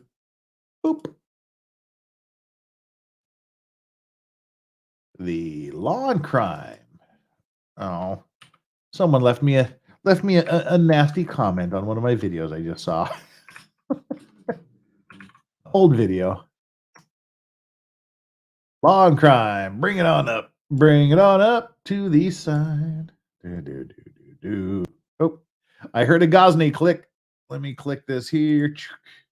And then we'll go bring up the oldie Gosman. All right, we got to do two things here. It's the Gosman. Hey, what's happening here? Yes, you better not be taking vacation time. Look, I got my wife's great beef soup that she made for me. Beef and potato. Got my drink. Nice. Water, of course. Not with you, man. You're the drinking man, so. Yeah. So I got about a half hour left on my lunch break if you want to chat. I know I was just kind of lurking around, and then I heard you say something about bullet firearm matching. Yeah. One of my little pet projects. Yes. What is your pet project? Well, there's something called Daubert versus Merrill Dow Pharmaceuticals, which is the expert witness criteria by which Daubert. Daubert is Daubert, right? Yep. And that is the standard by which expert witness testimony gets admitted, and science, so-called science, gets admitted into testimony. Well, bullet matching is something that's really tricky, and I will say that I've filed multiple briefs on this very issue. A lot of times, the defense attorneys are not fully up to what the issues are involved in this. So I want but your listeners will be, because they're going to hear it right from me. Okay, so here's what proper firearm science can say. This is a 9mm projectile, right? This is a 9mm firearm. This 9mm firearm is operable. This bullet could have been fired from this 9mm firearm, right? This bullet is consistent with being fired from it. Now, sometimes they can actually say the bullet, the striations on the bullet are consistent with being fired from a particular groove pattern. For example, High Point has a specific groove pattern of rifling that can be transmitted on it. So they can say the rifling on the projectile is consistent with this projectile recovered from the skull of the victim, right? But Steve, All of bullets that's and the good. weapons they're fired from are like fingerprints. They're all unique and no two No. are the same. Absolutely not. That is faux science. And for them to say this bullet is matched up to this particular firearm to the exclusion of all other firearms in the world is junk science. Now, How junk science is it? Is it like speculative science or is it voodoo? Where is it on the scale from voodoo to unproved theory? It is not. It is not. They cannot match that to the exclusion of all other firearms in the world. Now, let's just ask. Science is supposed to be certain, right? So you can say this bullet, it's clearly consistent. So if an expert gets up and says this bullet is recovered from this firearm, it's all consistent, and this is you can say all that. But now let's just ask this one question. There's a whole multitude, and I'll give you some citations in a second. Is there a database of 9mm barrels? Is there a database of every barrel that's produced by Glock, say? And they have a bullet that matches up to every barrel. And so there's a database. So they can take this bullet and say this bullet was fired out of this particular rifled barrel to the exclusion of all the other barrels that we do not have a database to. You see, that is, just that one little point should just show you that, wait a second, there's a problem with this, because what they're taught is, we're going to line this up on a microscope, and if 13 striations match up with 13 striations, then I am told that it is a scientific match. And that's what I'm taught, because I went to class and I learned how to put this thing under the microscope, and I studied, and I've been told the standard. But there is no standard by which these matches are made. And it's not just Ghazni talking, and there's a lot of people, there's a lot of money to be made. There's a lot of evidence to be had by prosecutors, right? Mm-hmm. But this is faux science. Now, I will direct your attention. There's a paper by a fellow named Tobin and Blau, Tobin and Blau, Blau, Tobin and Blau. They wrote the definitive paper on this. You can just Google Tobin and Blau firearms tool mark matching, and it shows you all the reasons why this is faux science. I will also say, okay, so Tobin and Blau, there's some academics that wrote a paper. These guys are not just academics. They work for the FBI. They are very, very much. This is faux science for them to go that. They can't go that far. They can say a lot, but they can't go that far. Now, here's another one. I'm going to refer you to Strengthening Forensic Science in the United States, A Path Forward. All right. Page 155. How specific can the Ghazni get here? By the National Research Council in 2009. Now, if anybody knows what the National Research Council is, that is a definitive scientific organization that tests the validity of forensic sciences and sciences generally. So they're the ones that can sign off on whether something is true science or it has scientific problems, because there is a scientific method. I know we've forgotten this in our world, and we think science is what the scientists think. But there's a method that has to be followed. Things have to be falsifiable, and things have to be provable and verifiable and repeatable. Mm-hmm. So I will send, that's the National Research Council from 2009. I'm also going to give you another one, which is, let's see here. Well, Mighty Meat keeps repeating the same message over and over again. I disagree, Steve. Science is very subjective. People just won't admit it. He sent that like 403 times now. So, well, that's Mighty Meat. He's a smart guy, and he knows what he's talking about. Let's see. As he ignores the comment and moves on. I'm going to go ahead and dismisses it. Mighty Meat's a smart guy. Let him think what he wants. Move right along. I'm going to put in the chat. Let me see if I can paste this whole thing. No, it's too long. So what I'm going to do is I'm going to give you the site in the chat, along with the found at citation. Okay, so that's number one. If you all want to go look at page 155 there. I will also say the President's Council on Advisors on Science and Technology, Forensic Science of the Criminal Courts, ensuring scientific validity of feature comparison methods, September 2016. Also raised major problems with this type of tool mark matching. And I'm going to post that into the chat so that y'all can, if you believe me or believe your lying eyes, right? And while you're doing that, let me just quickly do this. Fondian, who's been a member for 4 months of the Legal Vices Fallen Angels level. Wow, there's some serious membershiping going on there. A member of the Fallen Angels level. Remember to sub to the Law Racks, take his poll, and take it like it like Steve did it. Now bring on the sheep, I mean the goat. All right, we got to do the goat. There we go. That's Got the that out of sheep. the way. Yeah, well, again, it Okay, identifies as so a I've goat. posted in your chats all 3 citations for people to ponder.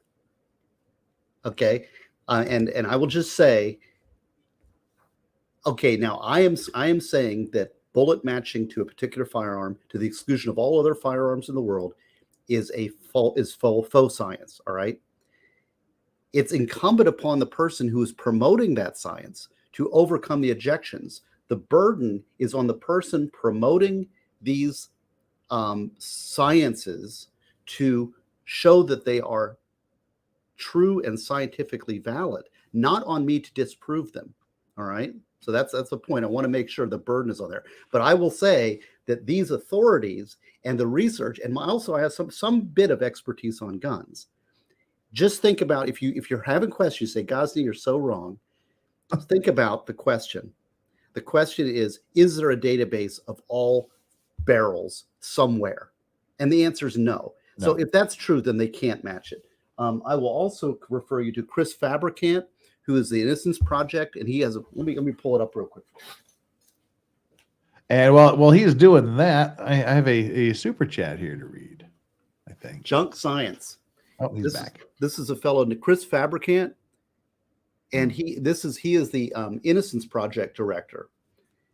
And he talks all about, in this book, about bite mark evidence. Because remember, people were convicted of bite mark evidence. They said this bite mark had to have created by this particular person.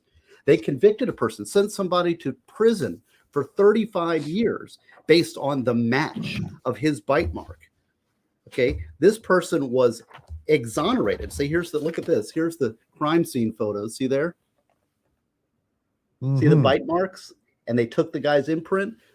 And they said, aha, this guy did it, right? But the problem is they convicted an innocent person, an actually innocent person that was exculpated with DNA. Here's the guy. Look here. This guy right here, Sailor. He spent almost 4 decades in prison for something he did not do. Sailor off an aircraft carrier. So before we get all wound up about how great science is, in much the same way Steve Ghazni gets wind up about how much of a junk science it is. Yes, then we need to be darn sure Yes. that this is valid stuff. So, anyways, I'm opining. So I don't know what the hearing was. I don't know but I heard my ears perked up. I was like, I said, oh, Vices is on. I'm going to listen to him during my lunch, and then all of a sudden, I'm like, oh, I gotta comment on this because I have a bone to pick with this issue, and I've raised it multiple times in multiple cases that I've had. Unfortunately, a lot of times it's cumulative. And it's not definitive.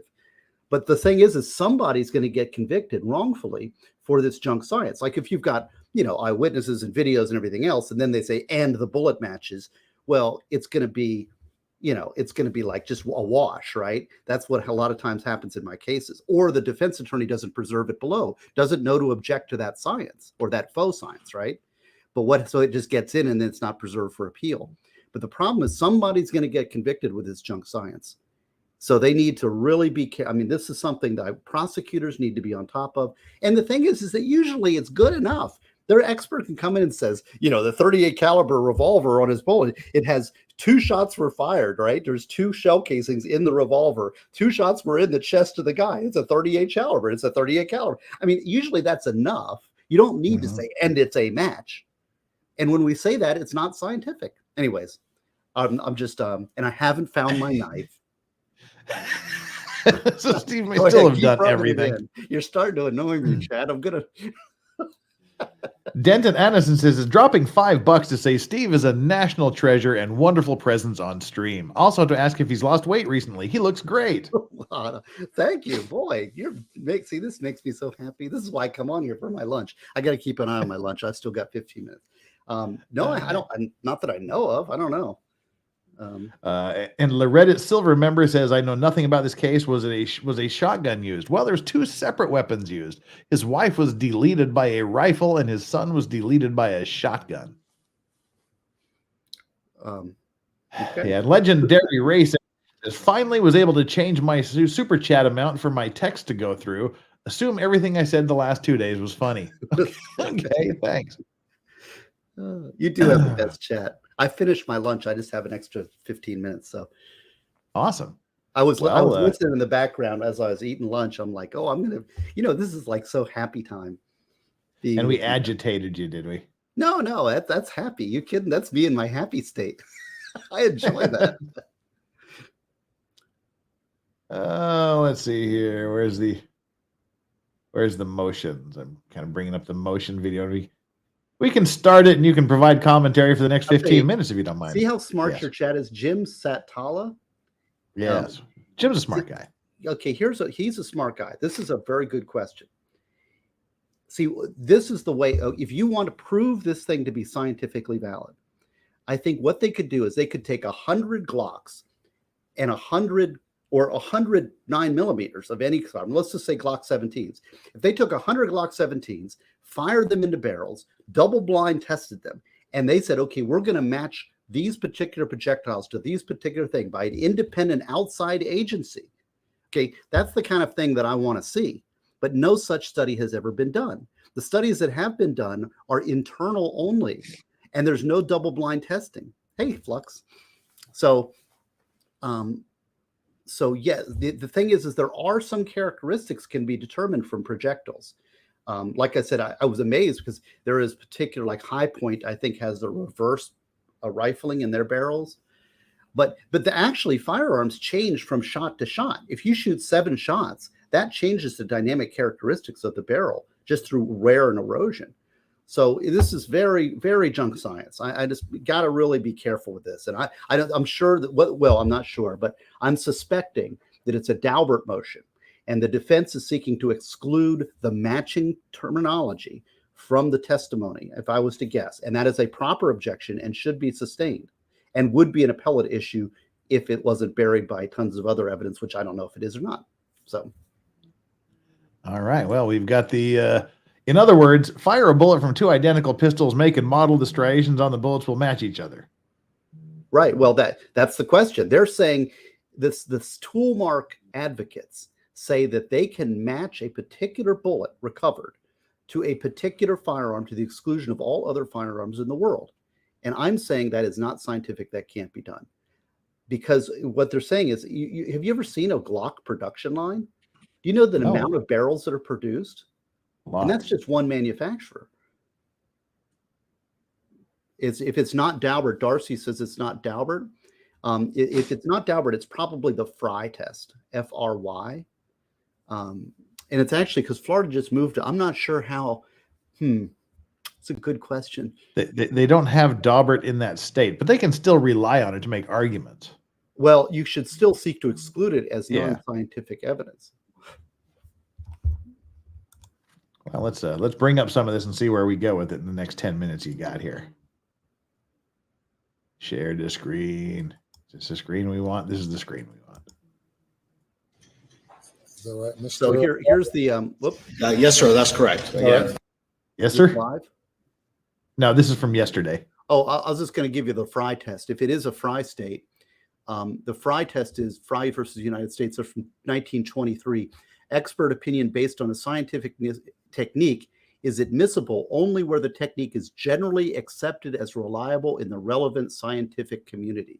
That's the standard. Now, the problem with that is bite mark evidence generally accepted in the relevant scientific community? Because what happens is people, then all these dentists that became testifying experts got into an organization, they create standard and they create this thing, and it becomes a whole thing, and it's not scientific at all. Same thing with these tool mark people. A lot of my gun folks who, I did a whole class on this in Andrew Bronca's American Law courses. I did a whole module on scientific evidence. they form these little coalitions, and there's money. They got jobs, and they go to this training, and they're taught that this is a match. And gee, look at all the cases that I've solved because everybody's getting guilties that I match up the bullets. So it's confirmation bias, and then people don't want to let go. They don't want to think what I learned was garbage or isn't true. I want to be able to solve the case. It's like, this is wonderful. It's such a great scientific technique. There's another case. I will tell you another really good case that's currently being challenged by the Innocence Project out in, I think it's in Arizona, out west somewhere. My wife and I were watching this Forensic Files episode, and there was a mad bummer, who was convicted solely on tool mark evidence of these pliers that were used to put on the cap of a bomb, of a type bomb. And he was convicted solely on the pliers, on the tool mark matching, that these pliers had to have been used, and they found his pliers, right? Well, now it's being reconsidered after 35 years, the guy being in prison. The only evidence against him was this tool mark evidence. So you're telling me that you have a database of every plier that was ever sold? I've got pliers in my thing, just like I have a K-bar, You had a K-bar. Well, it's floating around somewhere. Well, this is actually closer to what's here because as Richard W. pointed out, why are we talking about rifling when it's about marks on the shell casings in this case? We let Steve talk about what Steve wants to talk about because Steve is a genius. Well, no, I don't know about that, but yes, you are.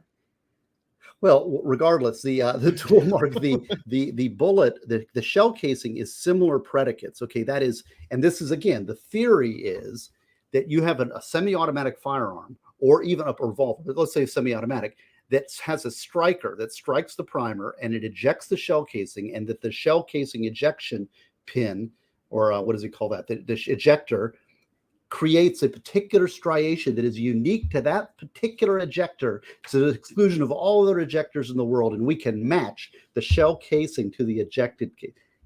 I'm sorry, that can't be done. That's not scientific. That is faux science. Well, see, job done well has the solution. Police your brass, kids. Yeah, police your brass. Well, or use a revolver. Yeah. Well, see, that's what I was thinking yesterday. Is like life was so much less complicated when people used revolvers and they kept their brass with them. Oh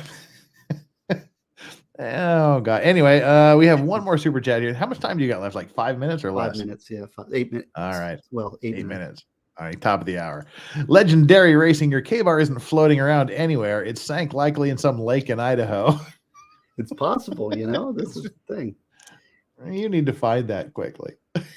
Yeah, extractor. There you go. I get my terminology. I'm usually dealing with projectiles and barrel matching, but the same concept applies to this ejector issue or firing pin issue. All of these things that these. Now, I will say that, like, for example, there's a shoe print analysis. Here's another example. So this is we matched this shoe print, and we recovered let's say a Keds. I don't know. Remember Keds still a thing? Keds or Buster Brown shoes, right? And these are size 8.5 Buster Brown shoes. And this print was made by a size 8 Buster Brown shoe, and we recovered a size 8 Buster Brown shoe in the guy's apartment. All right, fair enough, right? That's all. So, but to say that this particular shoe, to the exclusion of all other shoes in the world, made this print is going too far. Now, I will qualify that to say sometimes there's something called accidentals, which can be much stronger evidence. And that is, for example, if there is a slash in the bottom of your shoe that is a particular cut or a particular wear pattern, okay, that makes it much stronger evidence.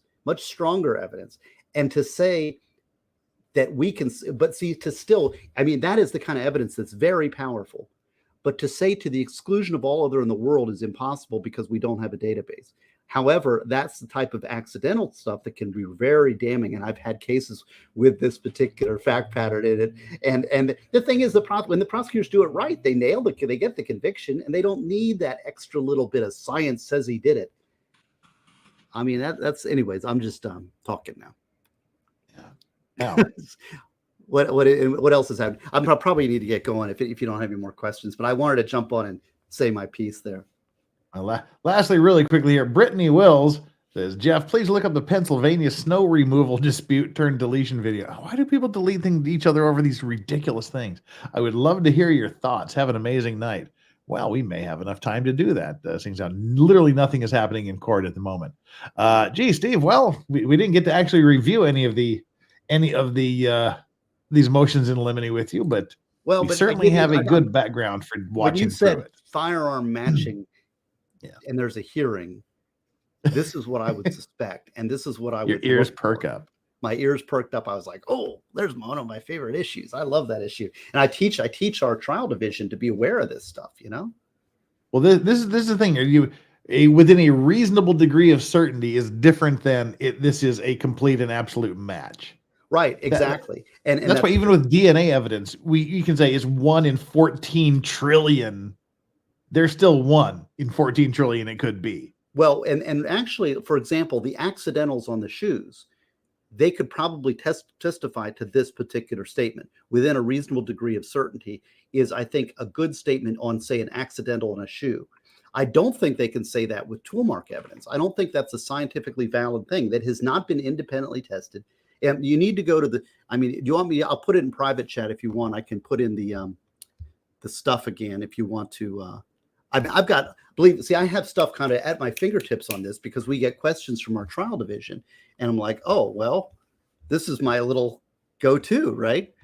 Let me do that before I head out.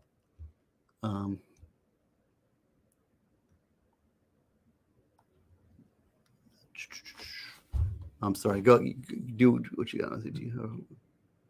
No, we're good. We're just we're waiting on you. You're waiting on me? Awesome. Oh, don't wait on me. I'm just hanging out. All right. So here's this one. Yeah, I'll just read a couple things. Okay. Okay. Here's from the National Research Council. Jay Mongoose, we talk about. He just spoke about. It seems like you're a little bit behind us in time wise. He's just spoken about shell casings as well. So. Well, and here's from the National Science Council, page 155. The best guidance available for the field of tool mark identification does not even consider, let alone address, questions regarding variability, reliability, repeatability, or the number of correlations needed to achieve a given degree of confidence. See, that if that is not science, right? You would need those things. Okay, so that's where that one is. I'm going to give you another one.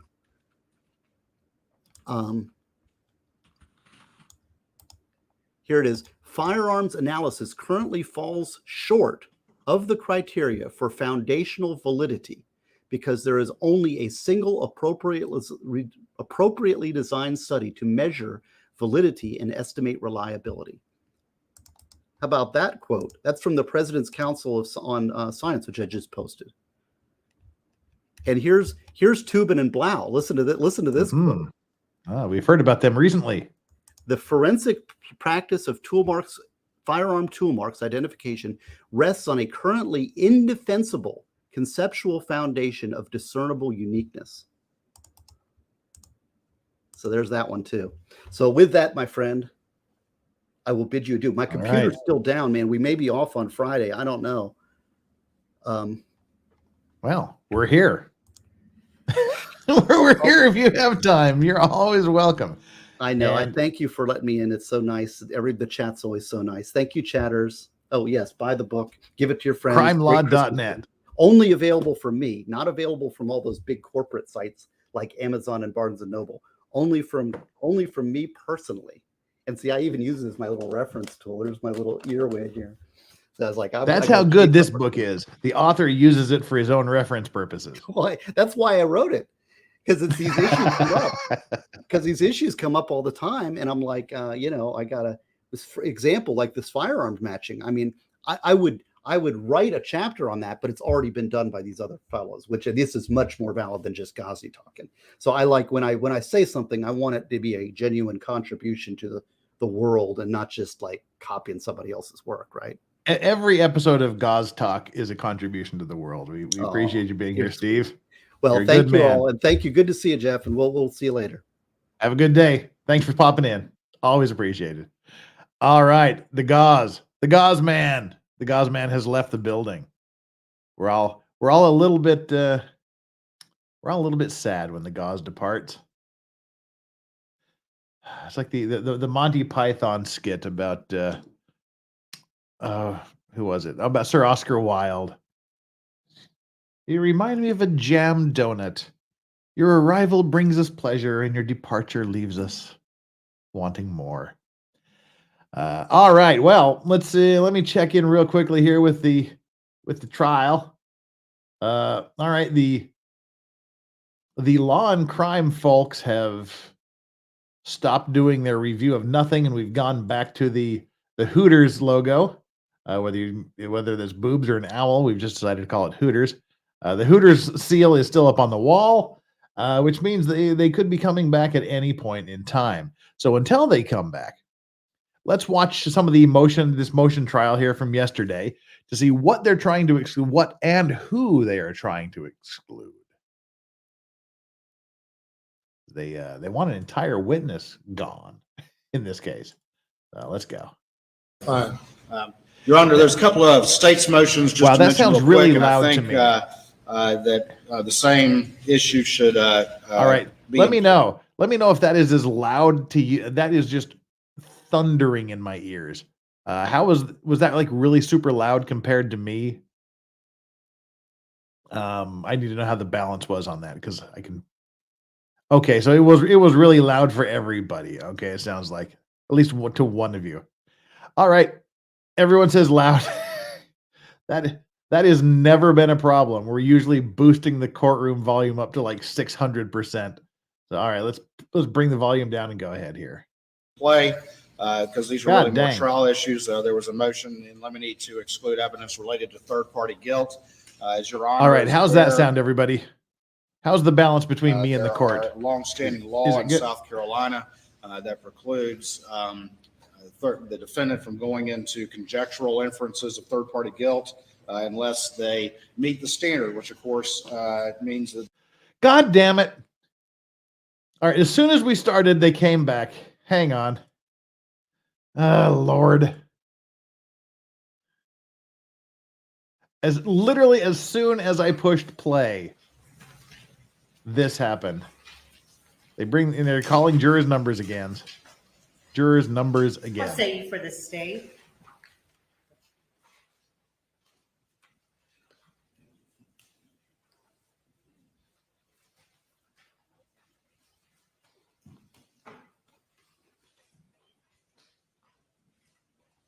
All right. They were talking. This jerk. What say you for the defendant? Please present this jerk. Have a free seat to your right. That was some good closed captioning. Please present Juror this jerk. 864.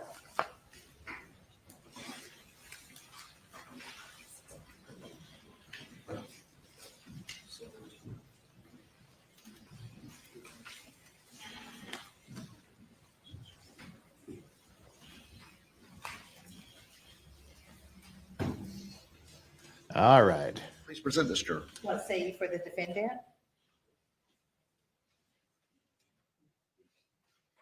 Jew roars and defend ant. If you'll have a seat to your right, please. Your Honor, that's your 12. Pardon? That's 12. 2, 4, 6, 8. Who do we appreciate? Lorax, Proceed rah, with rah, offense. rah. And Your Honor, are they? Thank you.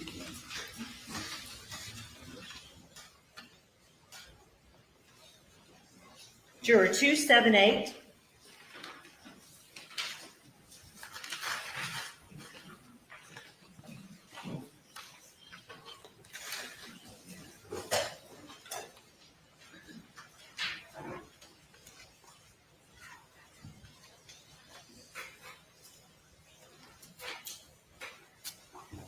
What say you for the state? Please present this jerk. All right. They're presenting jurors for acceptance or rejection, I suppose. We did. Sorry, we did you there. We missed this. No, we got that one too. Which one? We missed somebody's super chat. Oh, there it is. Excuse the juror. Thank you. Have a seat back with the panel. Okay, now they're just like this. They're exercising their Juror strikes, whether they want to keep the 741. juror or get rid of them. They have a certain number of strikes where they can just say, "Yeah, we don't want this guy for whatever reason." And talking about the casing studies, beautiful messy ball says, "Isn't it consistent with not a match?" What say you for the state? No, I'd say it's not present this term. inconsistent with a match, or it's not conclusively a match, but it's not consistently not a match. If that makes any sense. Please swear the juror. You have a seat to the right, please. Ooh, all right. Boom, jurors going down. They're seating the jury now. Juror 254. Yes, we are picking jurors. We may get openings today. We may at least get the prosecution's opening today. Maybe. Let's hold out hope. What say you for the Yeah, state? Law Rack said the same thing, Delasander. Please present I'm this, Juror. smart too. I know say the it for answers the to these defendant. questions. I'm a law talking guy myself. I've been saying since yesterday that we'll likely get opening statements today. So I was probably saying it before Emily.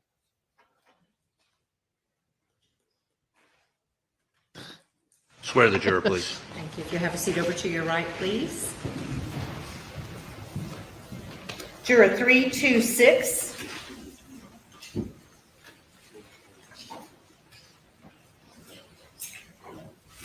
Yeah, you can't definitively say right now openings at 2. That's 50 minutes away, say you for and the there could be state? some arguments that crop up between now and then. No, they're actually picking the jurors now. That is 2326. I know, I'm just teasing you. Yeah, they're actually choosing the jurors now. They've gone through the process of weeding out the ones they just don't even want to consider. Now they're going through the final batch and they're seating them.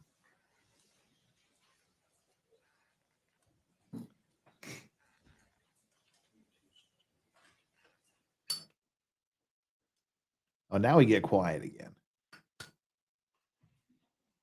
Dang it, I really wanted to do those motions in limine. I didn't expect them to come back that quick. Swear him, please. Thank you. Have a seat to your right, please. Juror 337.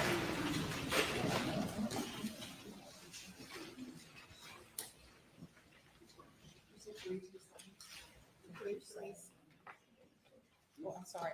I apologize. It is 337. That's what she just said. 337. I apologize. What It's say you for the 337. state? Please present this, juror. What say you for the defendant? Mm-hmm. What'd you say, defendant? Excuse the juror, please. Oh, get rid of him. Sit back with the panel, please. Juror 441.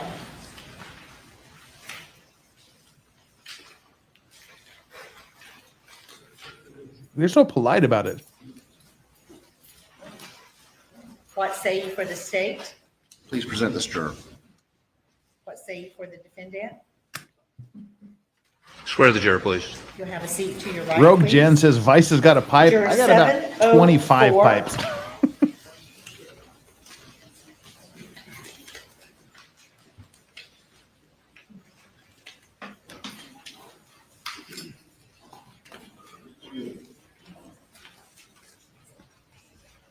What say you for the state? Please excuse this, juror. You'll have a seat back with the panel, please. Juror 82.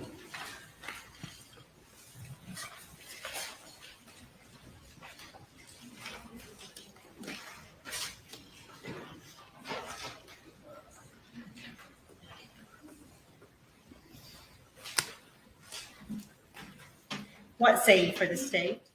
Please present this, juror. What say you for the defendant? It's like usually they'll just say strike. They won't say, please excuse the juror. They're being awfully darn friendly. Excuse the juror, please. You'll have a seat back with the panel. I believe they're out of strikes. Who? Strikes are 2 strikes. 1 and 2, as to each alternate.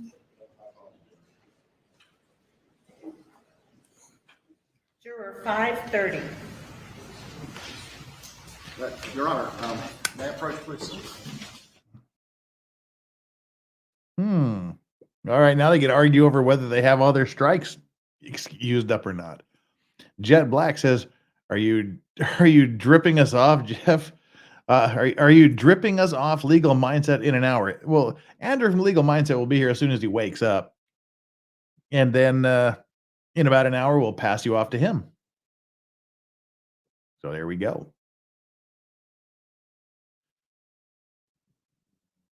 And Kaiser Pineapple says, "Just got my Hobbit pipe last week. I may have to join you, Vices." By Hobbit pipe, do you perchance mean the Missouri Meerschaum corn cob pipes in their Lord of the Rings series they have? Excuse me, my tobacco is a little bit damp. That's what she said. I don't even know what that means, but it sounds funny.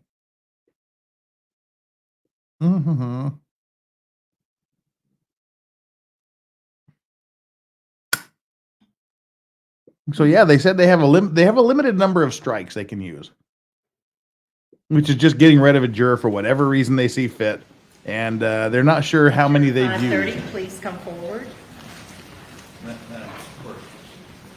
So we have how many strikes left on this alternate? One. On this particular alternate, Ooh, if it is Vowin pipes per are nice. person, then you still have 2 strikes left. No. Oh, one more. I'm sorry, one more, yes. I have a bright blue Vowin pipe that I just love. Please present this juror. Defendant, State out of strikes. they used their first strike. They only have one. Okay. Present the juror. All right, this is alternate number 5. Please be seated with the jury.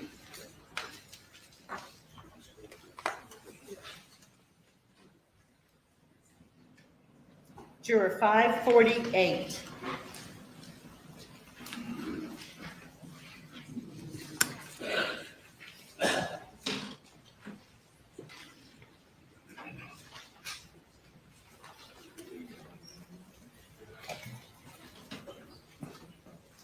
What say you for the state?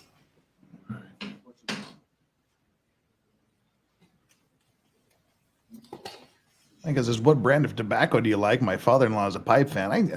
I like quite a few pipe tobaccos. I got tons of them back there in the cabinet. I like brighter Virginia. Virginia blends are kind of my go-to.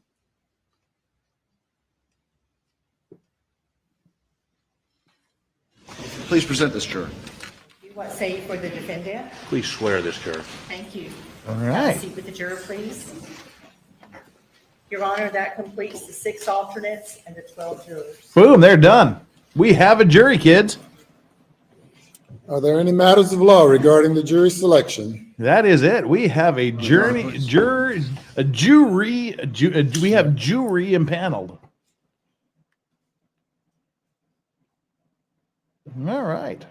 There we go. The next thing is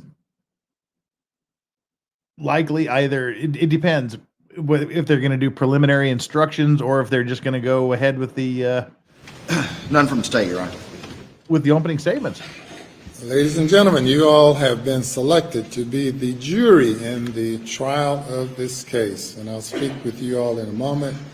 First, I want to thank the other jurors who got to do jury instructions here who have not been selected. So stand I think. by. Ladies and gentlemen, I want to certainly thank you all for your cooperation during these past 3 days, and even before then, when you received this questionnaire in the mail to complete. You've now complied with your jury service. Some of you are happy and some are sad that you weren't selected. I don't know that, but congratulations having completed your jury service. Madam Clerk, do you have any information for them regarding work excuses, anything of that nature? Get a note from the court for your boss. Go downstairs to the General Sessions Department, and they will be glad to help you out with that. Thank you for coming, for your service. All right, thank you all, and you are excused.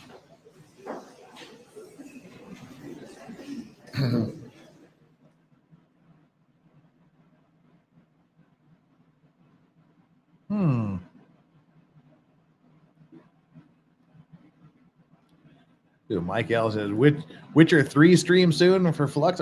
Witcher 3 stream would be awesome.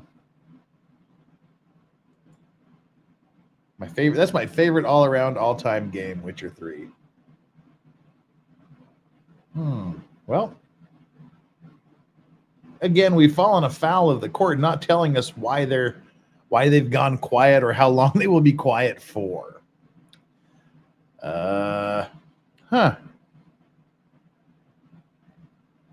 Well, we'll give them a minute here, and then we'll go back to the motions that we tried, because apparently clicking what do you mean? What do you mean Witcher is plagiarism? Plagiarism from what? Legal Vice says Elric of Melniboné is better, not a game, but I like to throw a shade.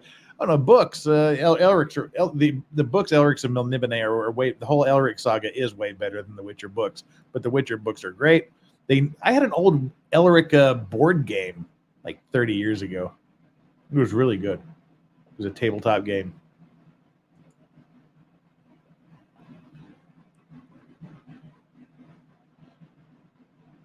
Elric of Melanobi. Close. Melniboné.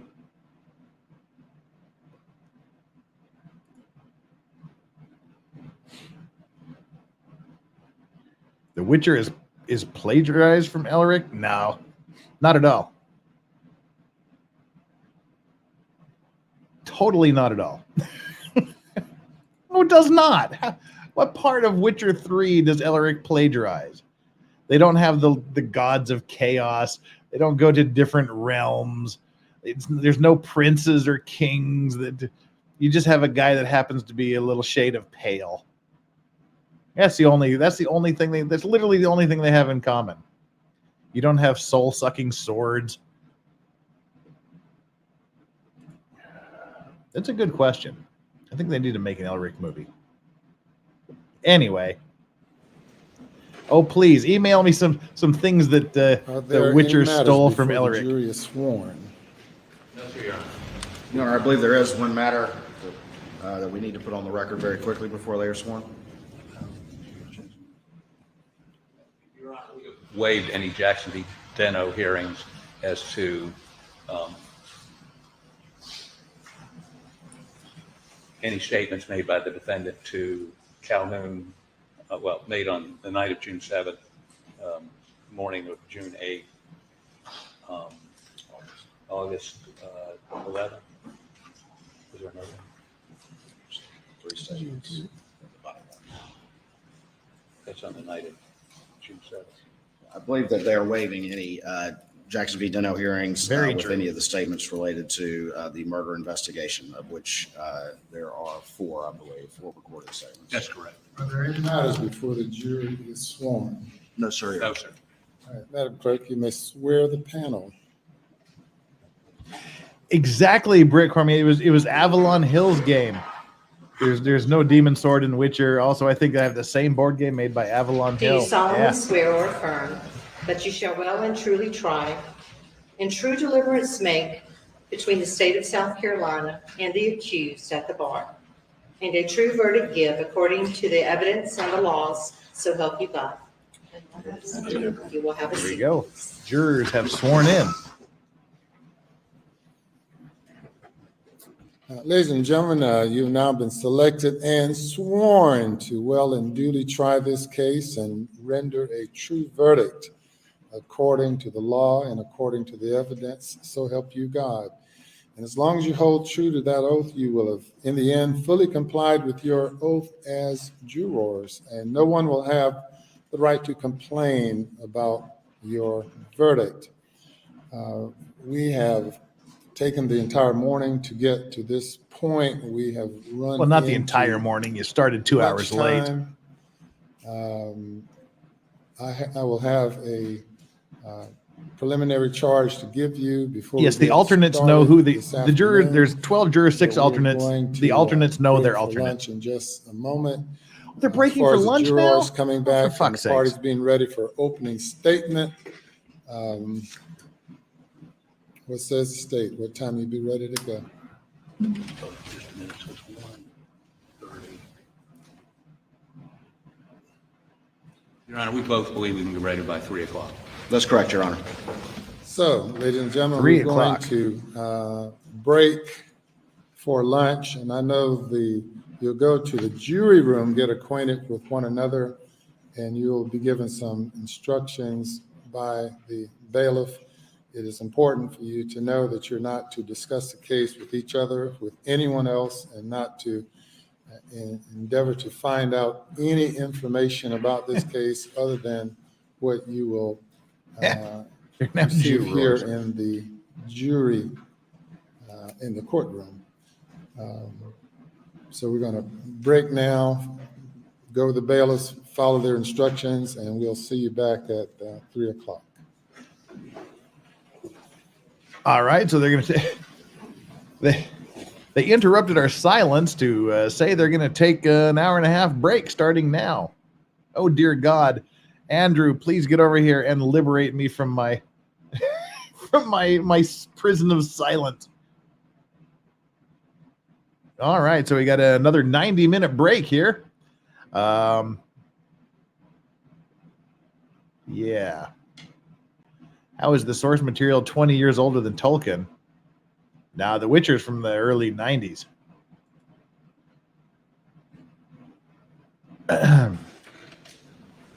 Anywho, enough fantasy stuff here. Be seated. Oh, wait a minute. We're back. It's been 90 minutes already. Time With warp. regard to the indictments that I'll inform the jury about as to the specific charges in the preliminary instructions or during qualification, that is, we inform the jury that the charges of murder, 2 counts of that, and there are 2 counts of possession of a weapon during the commission of a violent crime. The state called all of these cases, all of the indictments for trial. Yes, sir, Your Honor. Is that your understanding as well, Mr.? Yes, sir, Your Honor. Yes. All right. So I have each indictment, and I will give the jurors preliminary instruction based on all of that. Anything else before we break for lunch? Yes, sir. Logistical matter, we've noticed, of course, we've never noticed, we didn't have any regional over here, but we cannot see the jury, especially these 5 or so back here with this in the way. Is there a way to move it out of the way when it's not being used? Yeah, what is it? Looks like a TV. That's how they're going to see all the exhibits, so we'll be constantly rolling it back and forth. This is going to be a very image-heavy case, I think. Ooh. Well, it is. There is what? Image heavy. We get pictures. Well, obviously, the lawyers, the defense is entitled to see the jury at all times. And whatever problem that presents, they must have an unobstructed view of the jury. When evidence is being presented and if it blocks the defense's view, then the defense will be moving around various places, which they should not have to do. So, and those are logistics that typically would have been worked out prior to now. Well, I apologize, John. We didn't realize until actually we got people sitting in the jury box that we couldn't see. We don't have an unobstructed view of basically these 5 or 6 seats right here. So we'll have an hour and 35 minutes to figure that out, to work on it. But I agree with the defense. They have to be able to see the jury. And, Ooh, the judge getting a little bit testy from the beginning. They should have worked out this logistic, the logistics of evidence presentation and image presentation. They should have been sure that there was no blocking of the view of the jury before now. Issue, we had submitted a proposed consent order as to how to handle some sensitive exhibits. Yes, sir. And I don't know if Your Honor has considered that and how you wish to proceed in that regard.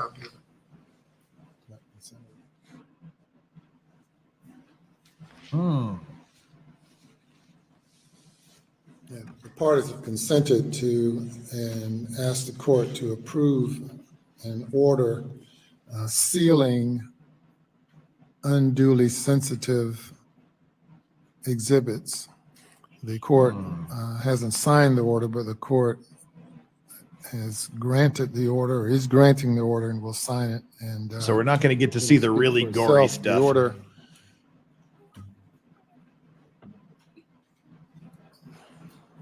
The really gory evidence is going to be sealed and not made available.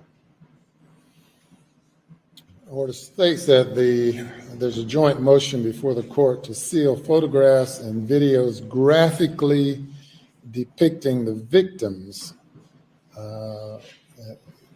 sealing that evidence which is offered and accepted as evidence in the trial to protect privacy interests of the victims' families, and to prevent emotional distress to the victims' families, as well as to ensure both the state and the defense receive a fair trial. And the court will be ordering that all autopsy photographs and crime scene photographs that and videos which graphically depict the victims to be filed under seal. They're not to be copied, reproduced, disseminated, or photographed, or otherwise. You're not to reproduce or disseminate. Any party offering this evidence which the party seeks to have sealed shall prepare and file an exhibit. I thought dissemination contributed to the nature of the photograph, procreation, or whatever. Or video being introduced.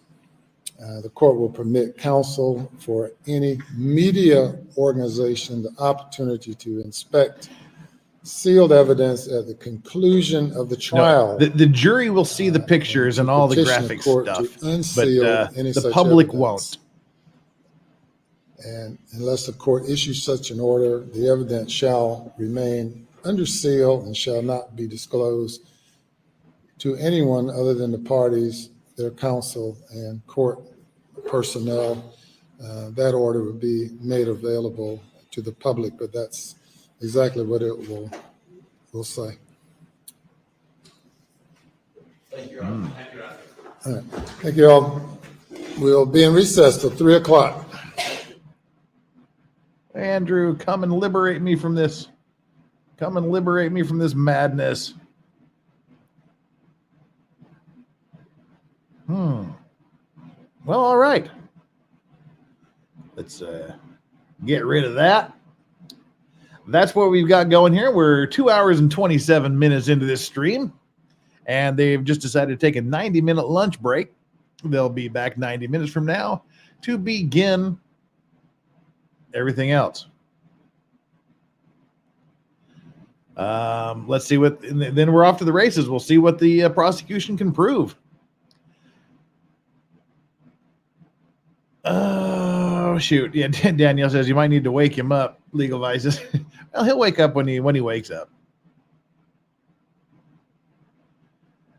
Hopefully. I actually kind of want to see the opening statements. I don't care about the jury instructions yet. I can go back and watch those, but I do want to see the opening statements. So probably what'll happen is Andrew will show up. We'll talk briefly. I'll send them over there, and then I'll go to sleep and have him call me and wake me up when they actually start the opening statements. So how long do you think the trial will even go? They've set aside 3 weeks for the trial. So 3 weeks plus or minus a couple days is what they're expecting. Opening statements are beginning at 3. They're reconvening at 3. I don't know if they're going to do preliminary jury instructions or if they're going to go straight into the opening statements. We'll just have to see.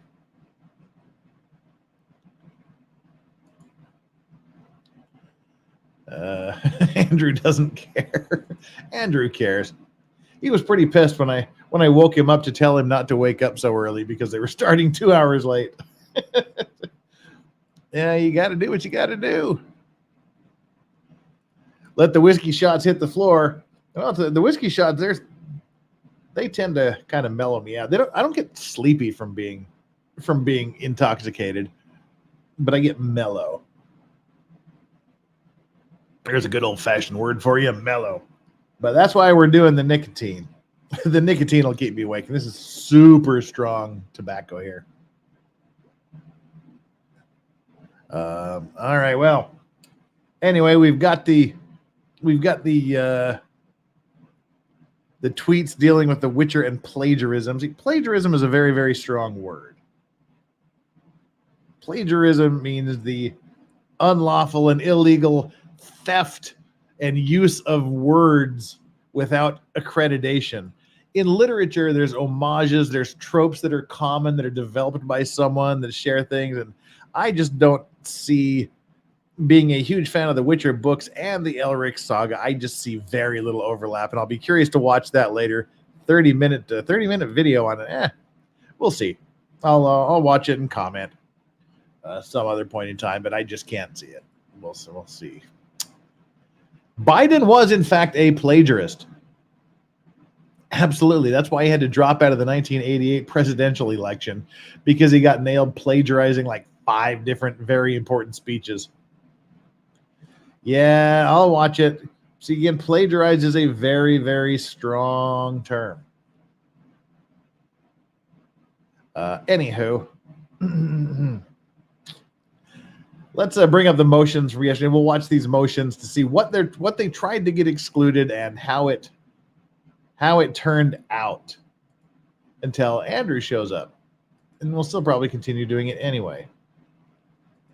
All right.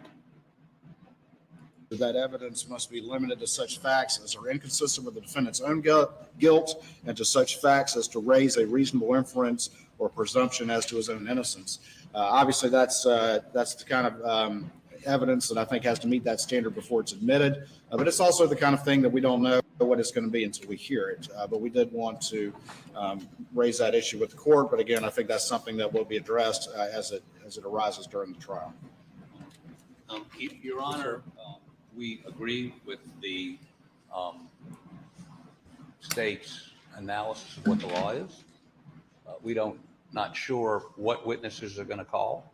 There's a couple, 2 or 3 of them on there that we may have to confront this issue on. But that and the polygraph, it was a Rickroll. We obviously understand polygraphs Beautiful are not messy ball. admissible except under very limited circumstances. Those are issues that would arise should they call witnesses that took and failed polygraphs, as we've said in our motion, like Eddie Smith. Ooh, some people have taken and failed polygraph tests. Would only That's arise in a interesting. limited context, but there's no reason to pure conjecture today as to whether they'll call any of those witnesses and whether those issues arise. So we obviously would not blurt out polygraph. We would ask ask the jury to be excused and deal with those issues, or third-party guilt, deal with those issues at the appropriate time during the trial. And that's, of course, the point, Your Honor, and that's acceptable, just like the spatter expert, because stuff like that can be highly prejudicial to a jury, is just to make sure that before we get into issues of third-party guilt or issues of polygraph, that the defense advises the court, and we have the opportunity to address those issues outside of the presence of the jury, get guidance from the court before we proceed. Oh, my goodness, Judge, I would never consider reporting it out, ever. All right, very good. IWD says the whole pale-skinned, silver-haired racist Your Honor, Superman trope there is older than Pulp I know we Fantasy. had previously, back on December 7th, Okay, we let's had watch some this. extensive argument about the state's motion and the defense motion for a bill of particulars, the state's motion to admit evidence of motive. Today, we received a motion from the defense specifically addressing one aspect of the boat case, seeking to limit testimony about the boat case, and in particular, a particular discovery motion that was pending on June 10th of 2021. Now, the boat case is the case where his son, one of the victims, was allegedly driving a boat while intoxicated with a very lovely young lady, smashed into the pier, I believe it was, sent her careening outside of the boat, and she was deceased, and they didn't find her body for a few days. Her son was dealing with those charges. At the time he was deleted, so they want to delete reference to the boat case during the trial. days after Paul and Maggie were murdered, and seeking to sort of limit testimony as to that. Your Honor, we obviously have made some extensive argument on that particular issue, and I don't know if the court has any guidance or any ruling just generally on the admissibility of the motive based on the arguments that have been made. And certainly, I'm happy to make any further arguments in that regard. Piling underneath that the bridge. issue, I think, is still outstanding. And then the other issue is that the defense yesterday filed a motion for a counsel hearing on the admissibility and of the ballistics evidence, tool mark and firearms identification evidence.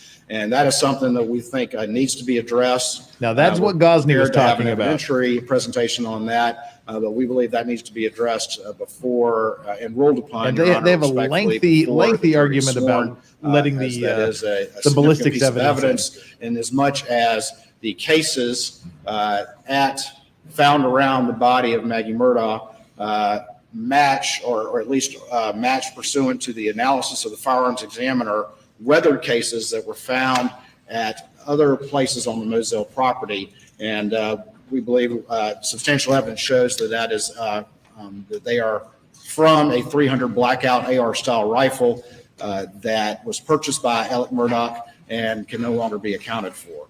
And so that's obviously a very crucial piece of evidence. One of his weapons is missing. That's a new piece of information. Issue prior to the jury being sworn because of its significance.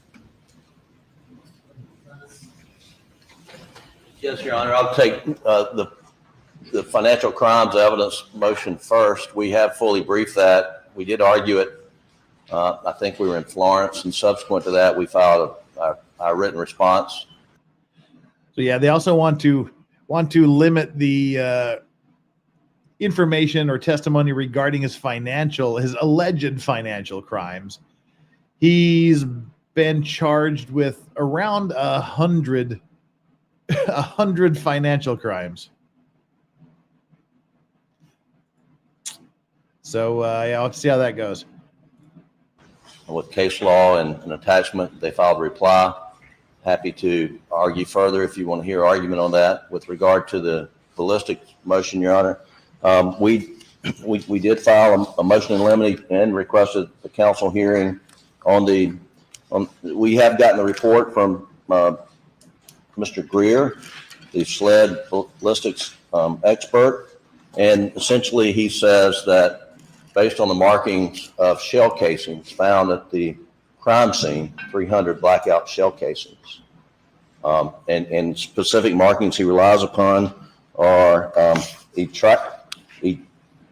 tool marks from extracting and ejecting shell casings, the cartridges that have been fired. We're not talking about the bullet, but we're talking about the casing, the cartridges, the brass, spent shell cartridges.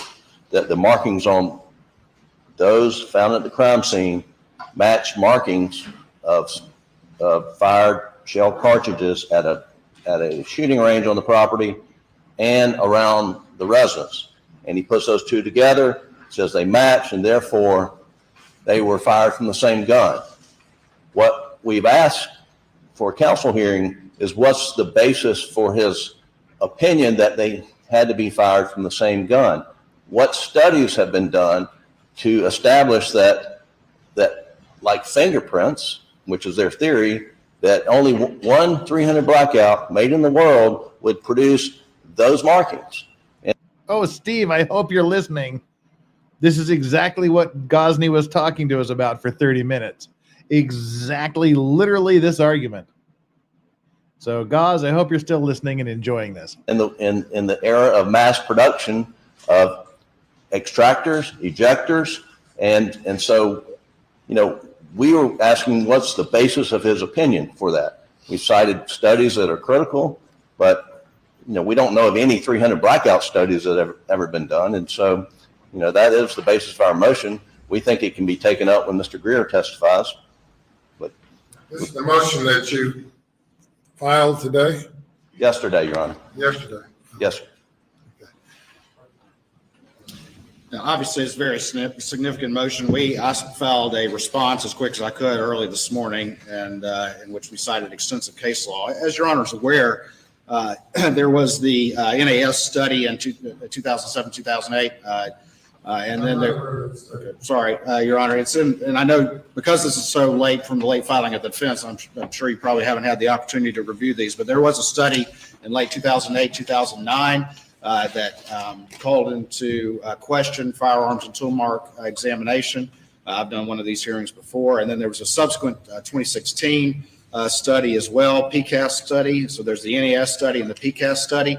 If you look in our brief, Your Honor, though, the Attorney General of the United States of America refutes the report. The FBI refutes the report. The Association of Firearms and Tool Mark Examiners refute the report. And the overwhelming weight of the case law that's cited in our brief that we filed this morning, including very, very recent case law from federal courts, from North Carolina courts, from Kentucky courts, of course, have affirmed the long-standing admissibility of firearms and tool mark identification and examination in the courts.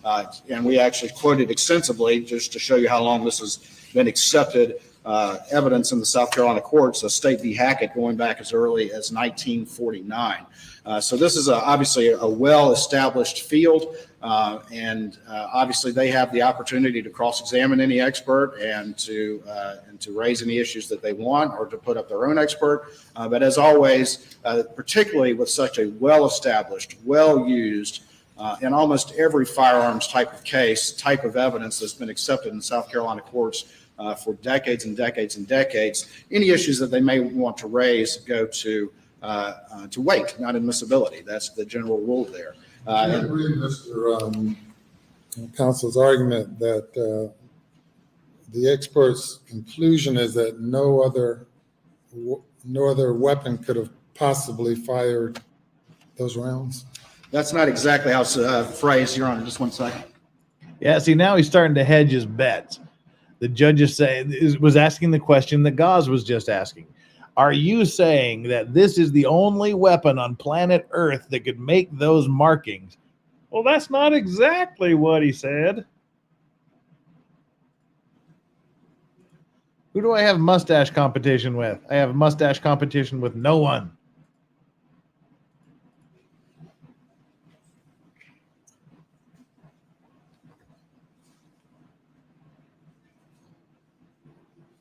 Who is my stash competition?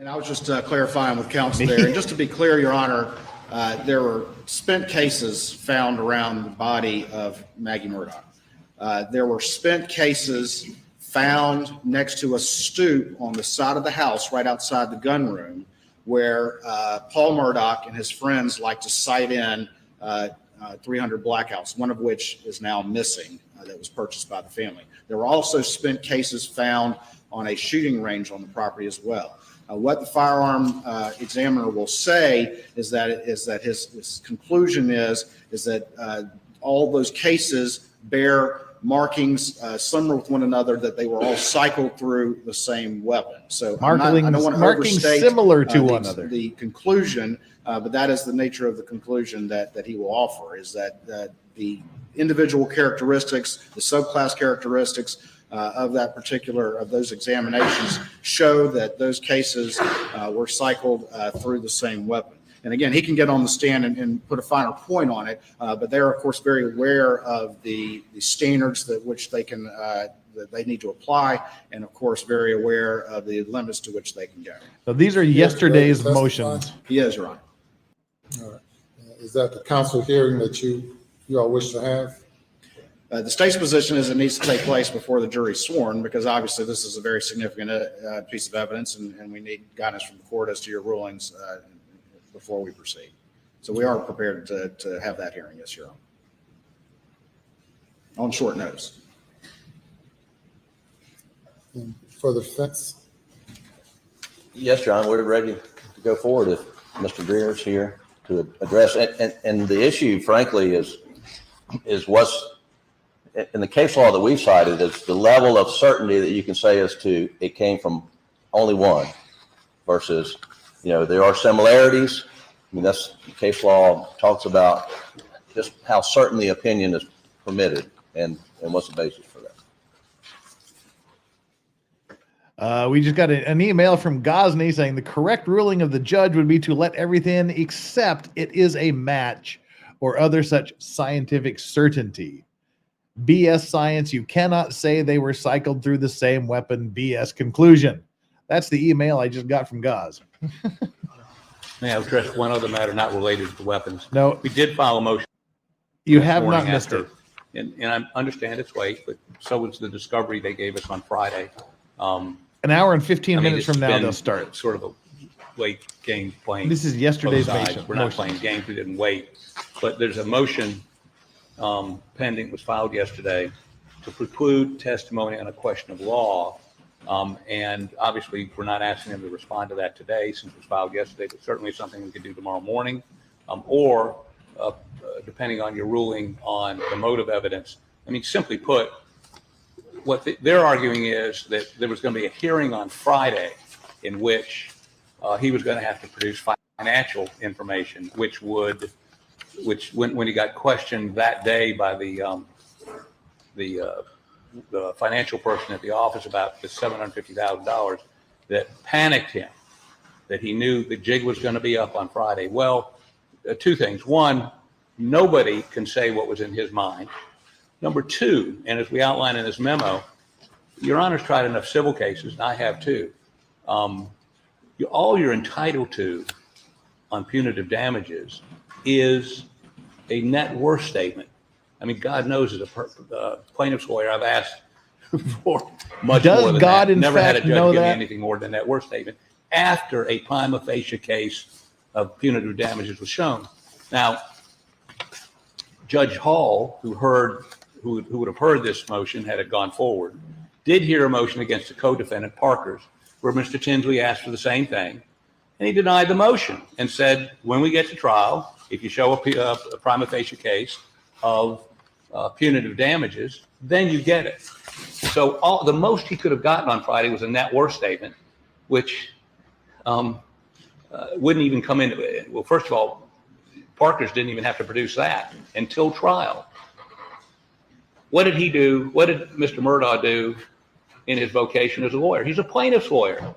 He and I have talked about this. We never got anything other than that worth statement after there was a prima facie case in front of a jury.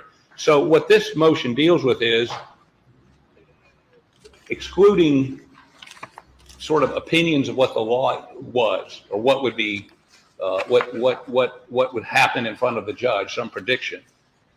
Nobody certainly knows what he thought. We have witnesses, I believe, that may testify that he was asked to prepare a net worth statement, which, as you know, and again, one of my complaints as a plaintiff's lawyer, really doesn't give you a lot other than what their net worth is, because that's all the jury can hear on ability to pay, net worth. So if you want to, we think you should allow them perhaps to respond to this in the morning and take that into consideration on your decision on motive evidence.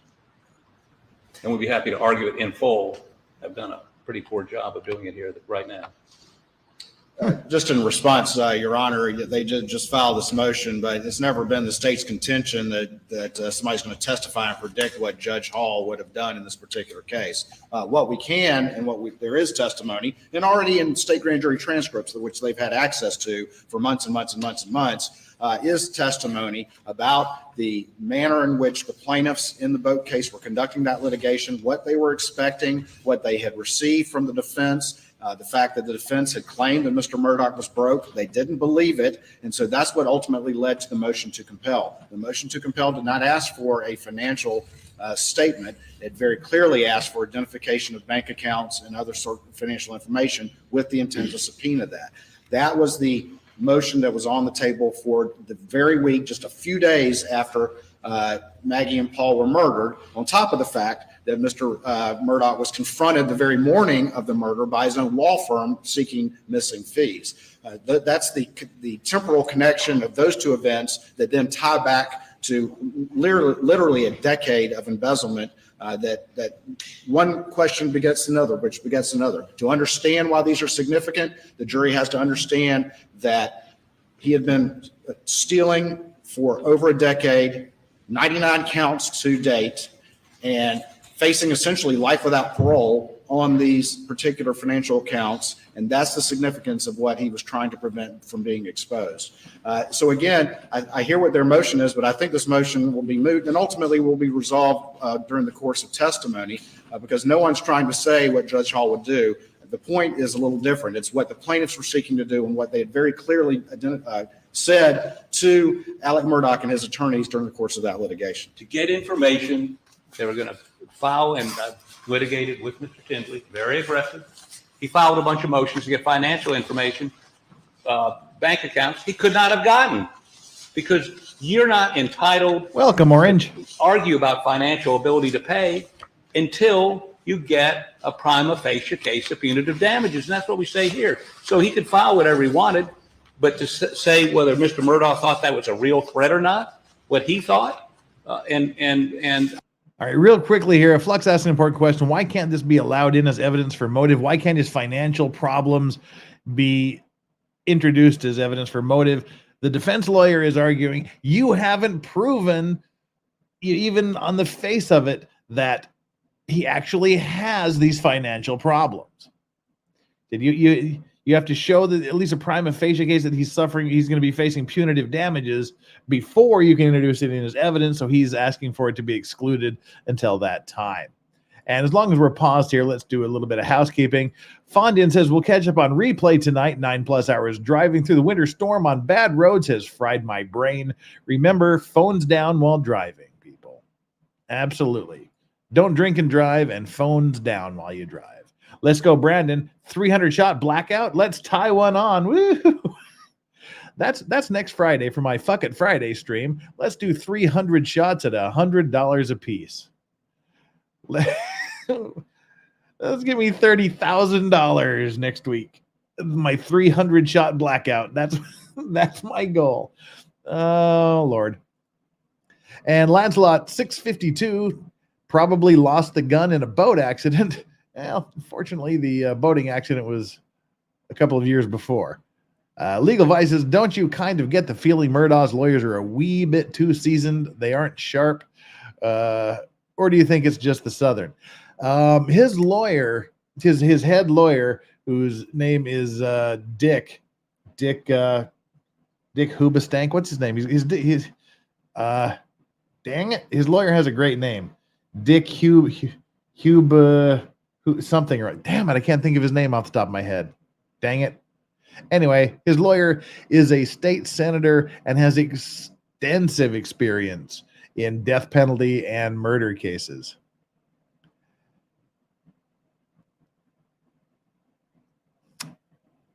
Yeah, so very, not only is he seasoned, he's an incredible expert. I'm just Harpootlian, that's his name, Harpootlian. Tony G, it's not Harpoon Tang, it's Harpootlian. Dick Harpootlian is his name. So, all right. And while we're doing this again, let's just check up. We were supposed to check up on this an hour ago, and we didn't. The current status of the like and subscribe poll. Currently 969 of you viewing. There's 1,102 likes. Hit the like and subscribe button if you haven't subscribed. I would be deeply appreciative if you would. If you already have subscribed to me in the past, please just double check, make sure you're still subscribed. And take our like and subscribe poll. After you hit the like button, take our poll. Currently in 4th place with 12% of the vote. I smashed the like and subscribe button like Smashing Pumpkins. They should get more love. Great group. And in 3rd place with 23% of the vote, I smashed the like and subscribe button like Hulk Smash. And in 2nd place with 27% of the vote, I smashed the like and subscribe button like Lizzo smashing a wicker chair. Oh, I like that one though. And in the number one place with 38% of the vote, you smashed the like and subscribe button like Amber Heard smashing Johnny Depp's finger with a vodka bottle. With that out of the way, let's set that aside for another hour or so. And when we wrap this up, we'll hit this poll again. So in the meantime, hit the like button, hit the subscribe button, take our like and subscribe poll. And speaking of polls, we have the biggest poll in South Korea right here next to mine, of course. Who's our man? We got to find our man's intro. Where'd our man's intro go? Oh dear, have I deleted it? Nope, here we He's the are. best lawyer in Miami. It's Legal Mindset. How's it going, man? Good morning. Welcome Good to to- 4 a.m. Yeah, I know. I appreciate like that you understand what time it is, because I think people they lack an appreciation. They don't know the spiciness of getting up and doing this in the middle of the night, and I fucking love it, especially since I just got back off a plane from Singapore, and when I left my hot water on, but not my heater. So my apartment was fucking cold. I think I tried to nap on a bed of like the hot packs, like just surrounded by them. It was Buy really an bad. electric under blanket thing. No, because it is ripping cold here in Korea the last 2 days, and I'm freezing my ass. It's about zero here in Busan, and that's zero with about 70% humidity. So it is bone crushing internal cold, and Seoul is way worse. It's like we're minus at 20. negative right now. I mean, it's -9 Celsius, and it's snowing, by the way. So it's a little snow icon there, Yeah. baby. So it is pretty fucking cold. I was walking from the station, just the subway station, to my apartment, and my fingers were almost purple by the time that I couldn't feel them at all by the time I got from the station to my place. It's fucking crazy. Because I mean that's the thing. It doesn't get much below zero. If it does, it's like 10 or 15 degrees below zero Fahrenheit, like minus 15, 20 Celsius at the worst of times. But it is so humid, and it's the cold, literally dry cold, like where I'm from in the Rocky Mountains. You just bundle up, and it comes from the outside in. You protect yourself. But this humid cold, it like starts in your core and radiates outward. You go in a building, you go in a hot building, you take a hot shower, you take a bath, you put on, and your core is still cold for hours. Yep. It's just awful. That's 100% the case. Well, did you enjoy an extra couple hours sleep? I did. Thank you so much, by the way, Jeff, giving me live updates that I could sleep some more. And I'm like, oh God, okay. I finished work.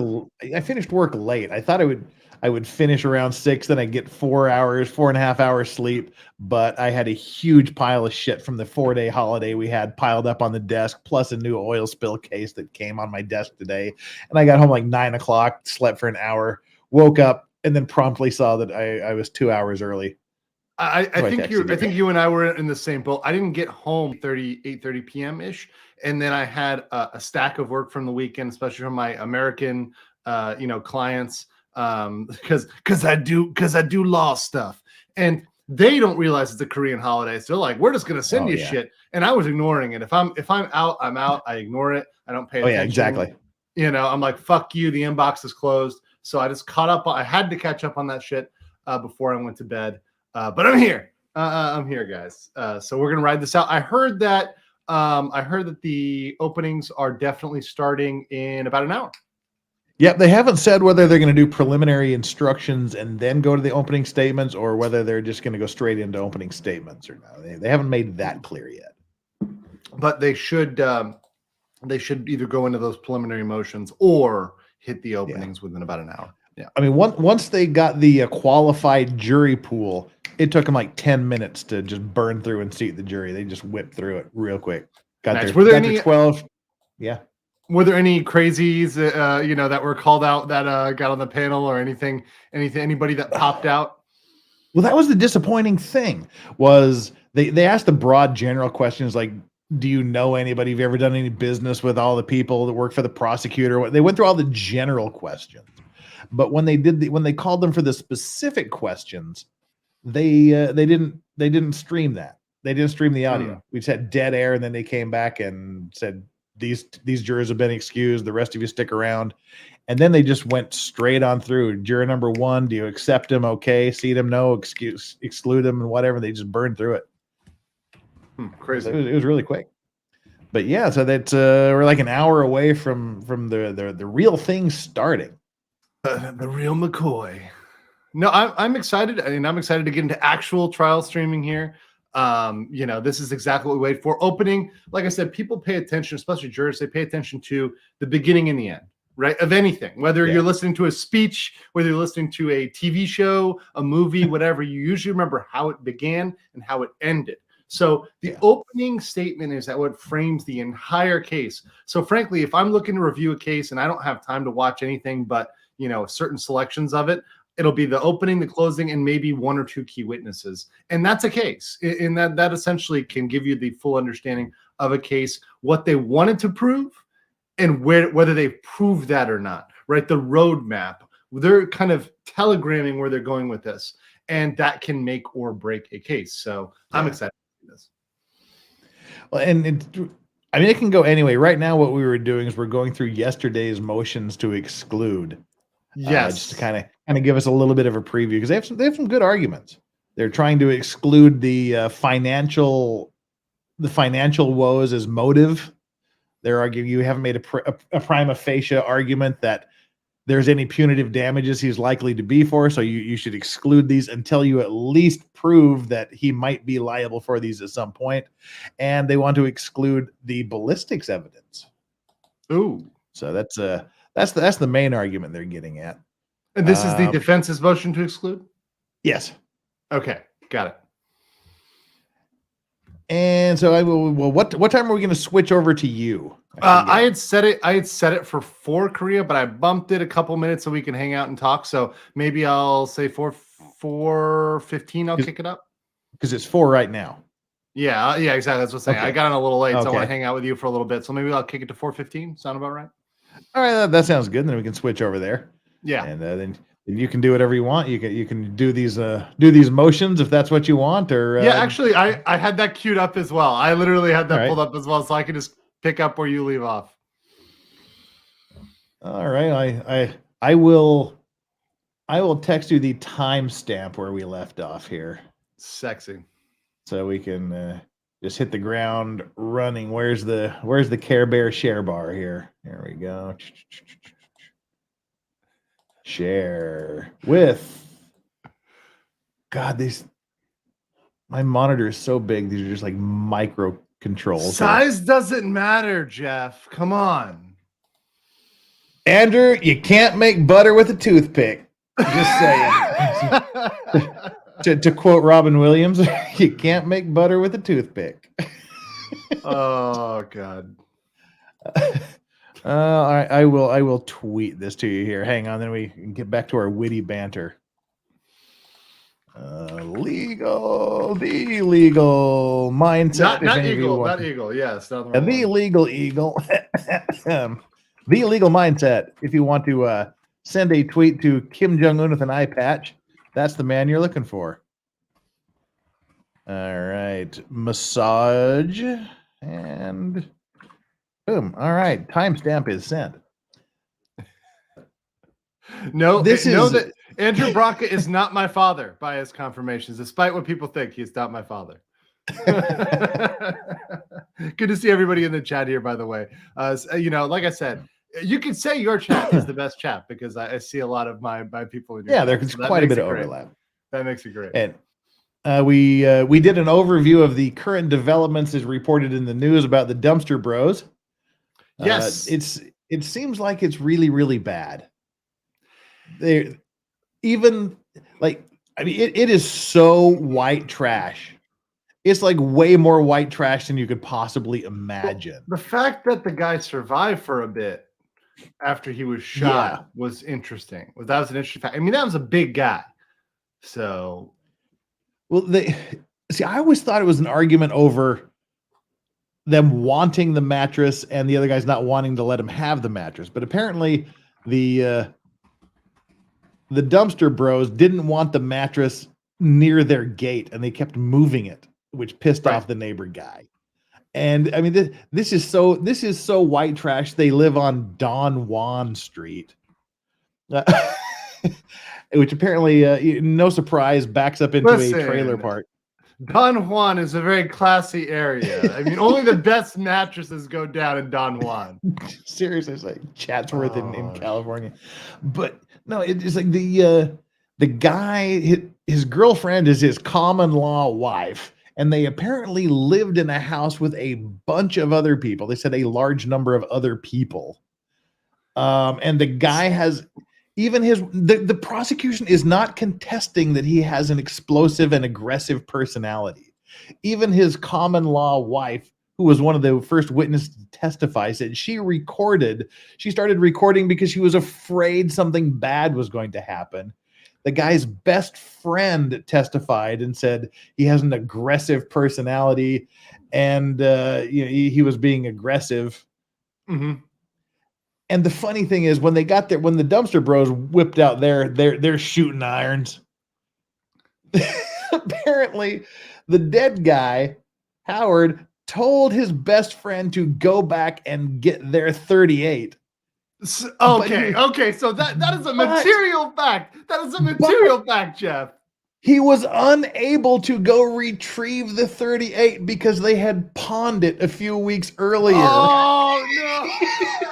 That is the most white trash. That is so Abilene. That is Al Abilening Abilene. Are you fucking kidding me right now? I mean, so the best he could do was bring him the baseball bat because they pawned the shooting iron. Where's the meme? Hold on. God.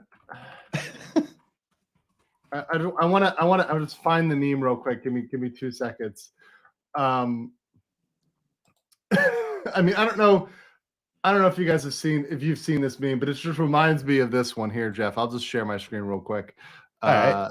This is just what the meme that reminds me of.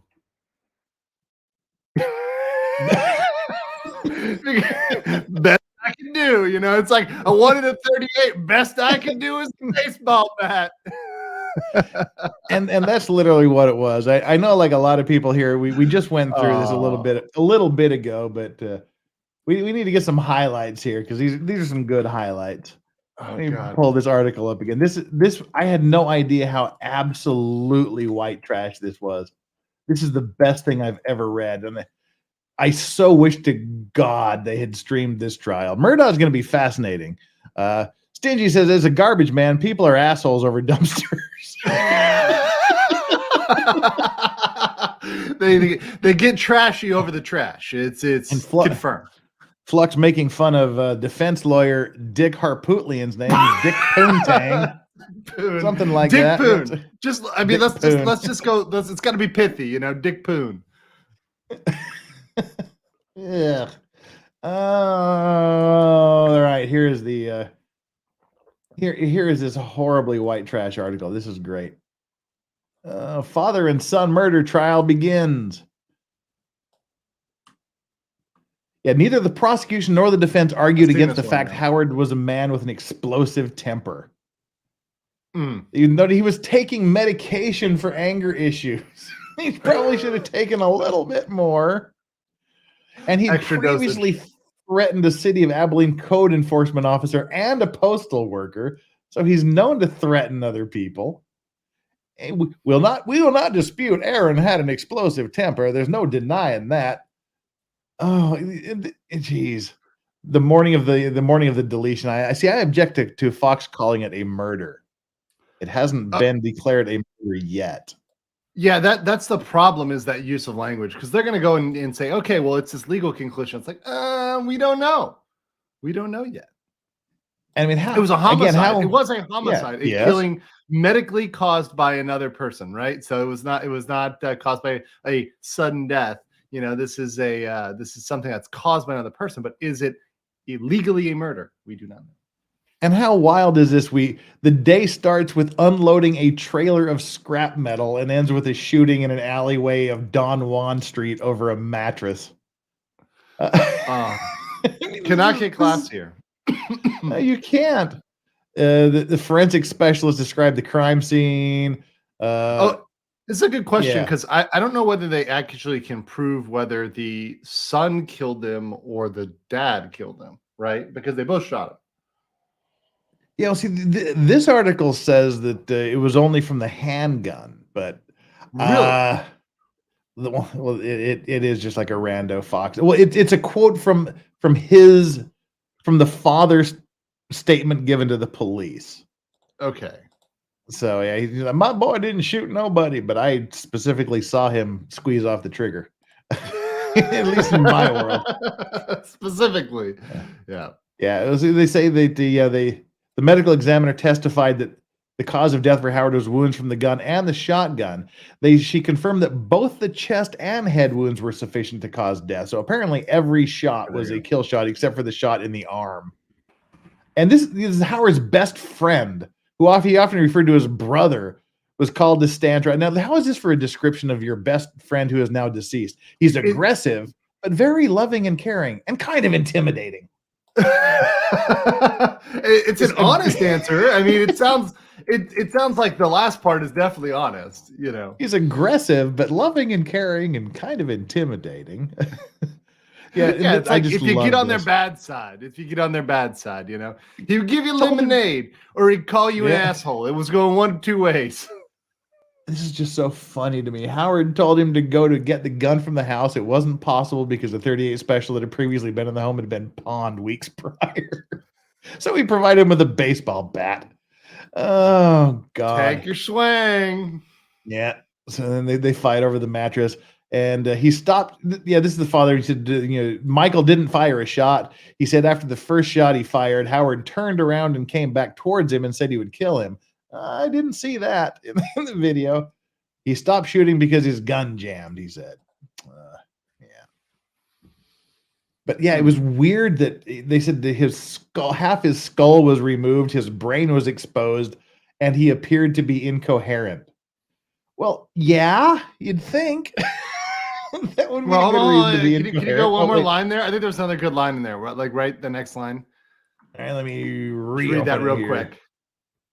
All right. I closed the window. Let me. There we go. Let's get it popping. All right. So it was when you're dealing with this old boy, you don't need to deal with him without a face-to-face confrontation. Oh, well, don't forget this part. Go ahead. I don't remember phone numbers. Yeah, I don't call 911. Why didn't you call the police? I don't remember phone numbers. And I said, don't call 911. I love that. I'm sorry. Well, I'm sorry he's dead. I'm sorry for his family. If you think I don't feel about this, you're wrong. Sorry. This is the weirdest body shape for two men I've ever seen in my life. I love the edits. Just slap a face on that body. It works. Yeah, it works. I mean, people are gonna meme that. I mean, there's two of them, right? So I mean, clearly one of them's got to be me and one of them's got to be you, Jeff. It's gonna be the meme. Yeah. Well, I guess I get to be the fattest one. I'm gonna give you the dad. I'll be the son that makes more sense. But at least my moobs aren't as big as his. That's very true. Nobody's moobs are like that. Yeah. That's not human. Those moves are not human. Does Bronca do firearms law? He does self-defense law. Self-defense law. And he's very specific about that. When he Yes. He came on my channel to talk about the Second Amendment, and he's like, I don't do gun law. I don't do legislation, regulation. I do self-defense. Very specific, right? He's super niched into self-defense. Of course, he's kind of spreading it out right now, doing kind of the law course stuff, but he's not actually teaching each course. It's a subject matter expert teaching each course, like myself teaching property. So yeah, he does it very specifically, but he tends to be pretty damn right about self-defense law. All right, well, keep talking because I'm going to set up our stream dump into you right now. Sure, absolutely. Take a big dump onto me. And guys, my channel is, of course, Legal Mindset. I think most of you guys know me.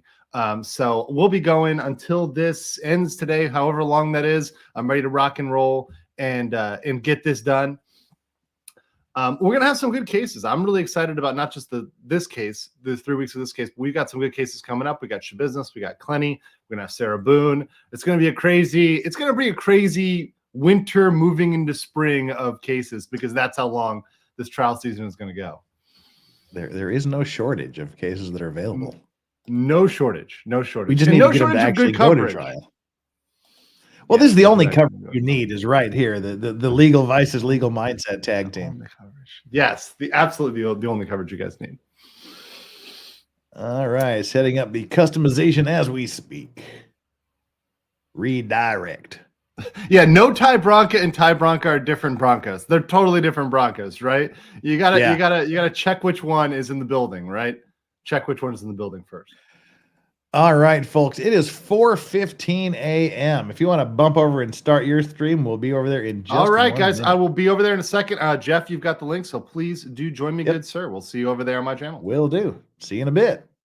All right, he is going to start his stream, and what that means is I am going to shut this down, give my closing comments, and then about 1 minute from now, we will all hopefully be redirected to Legal Mindsets channel. If not, there's going to be a little box that pops up right at the top of chat that says, hey, this is going on over there. Click to here. And if for some reason the auto redirect fails and the little link at the top of the chat fails, go to YouTube, search for The Legal Mindset, search for Legal Mindset, and then just go to the live stream that's being brought up. And I'm going to be right over there myself, and I'll stick with it hopefully through the opening statements because I don't want to miss any of this. All right. In order to wrap this up, let's close down the poll. Hit the like and subscribe button. This is your last chance. We've got 971 of you here currently and 1,193 likes. And coming in last place with 12% of the vote, smash the like and subscribe like smashing pumpkins. In third place with 23% of the vote, smash the like and subscribe button like Hulk smash. And in second place with 26% of the vote, smash the like and subscribe button like Lizzo smashing a wicker chair. And in first place with 39% of the vote, you smash the like and subscribe buttons like Amber Heard smashing Johnny Depp's finger with a vodka bottle. That is how we end our poll today.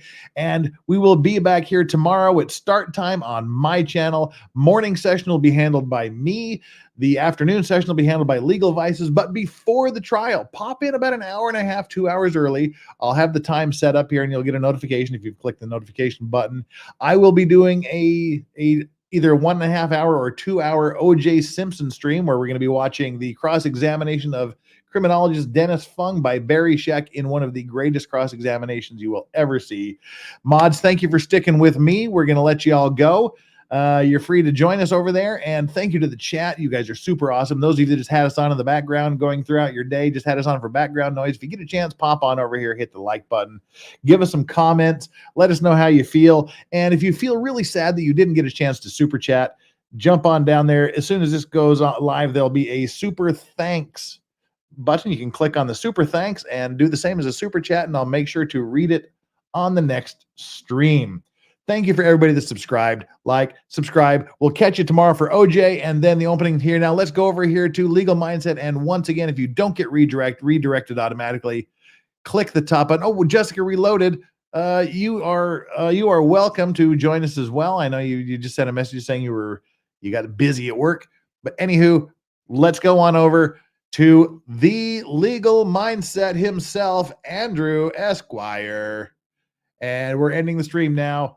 My stream is gone until tomorrow. Larax temporarily out.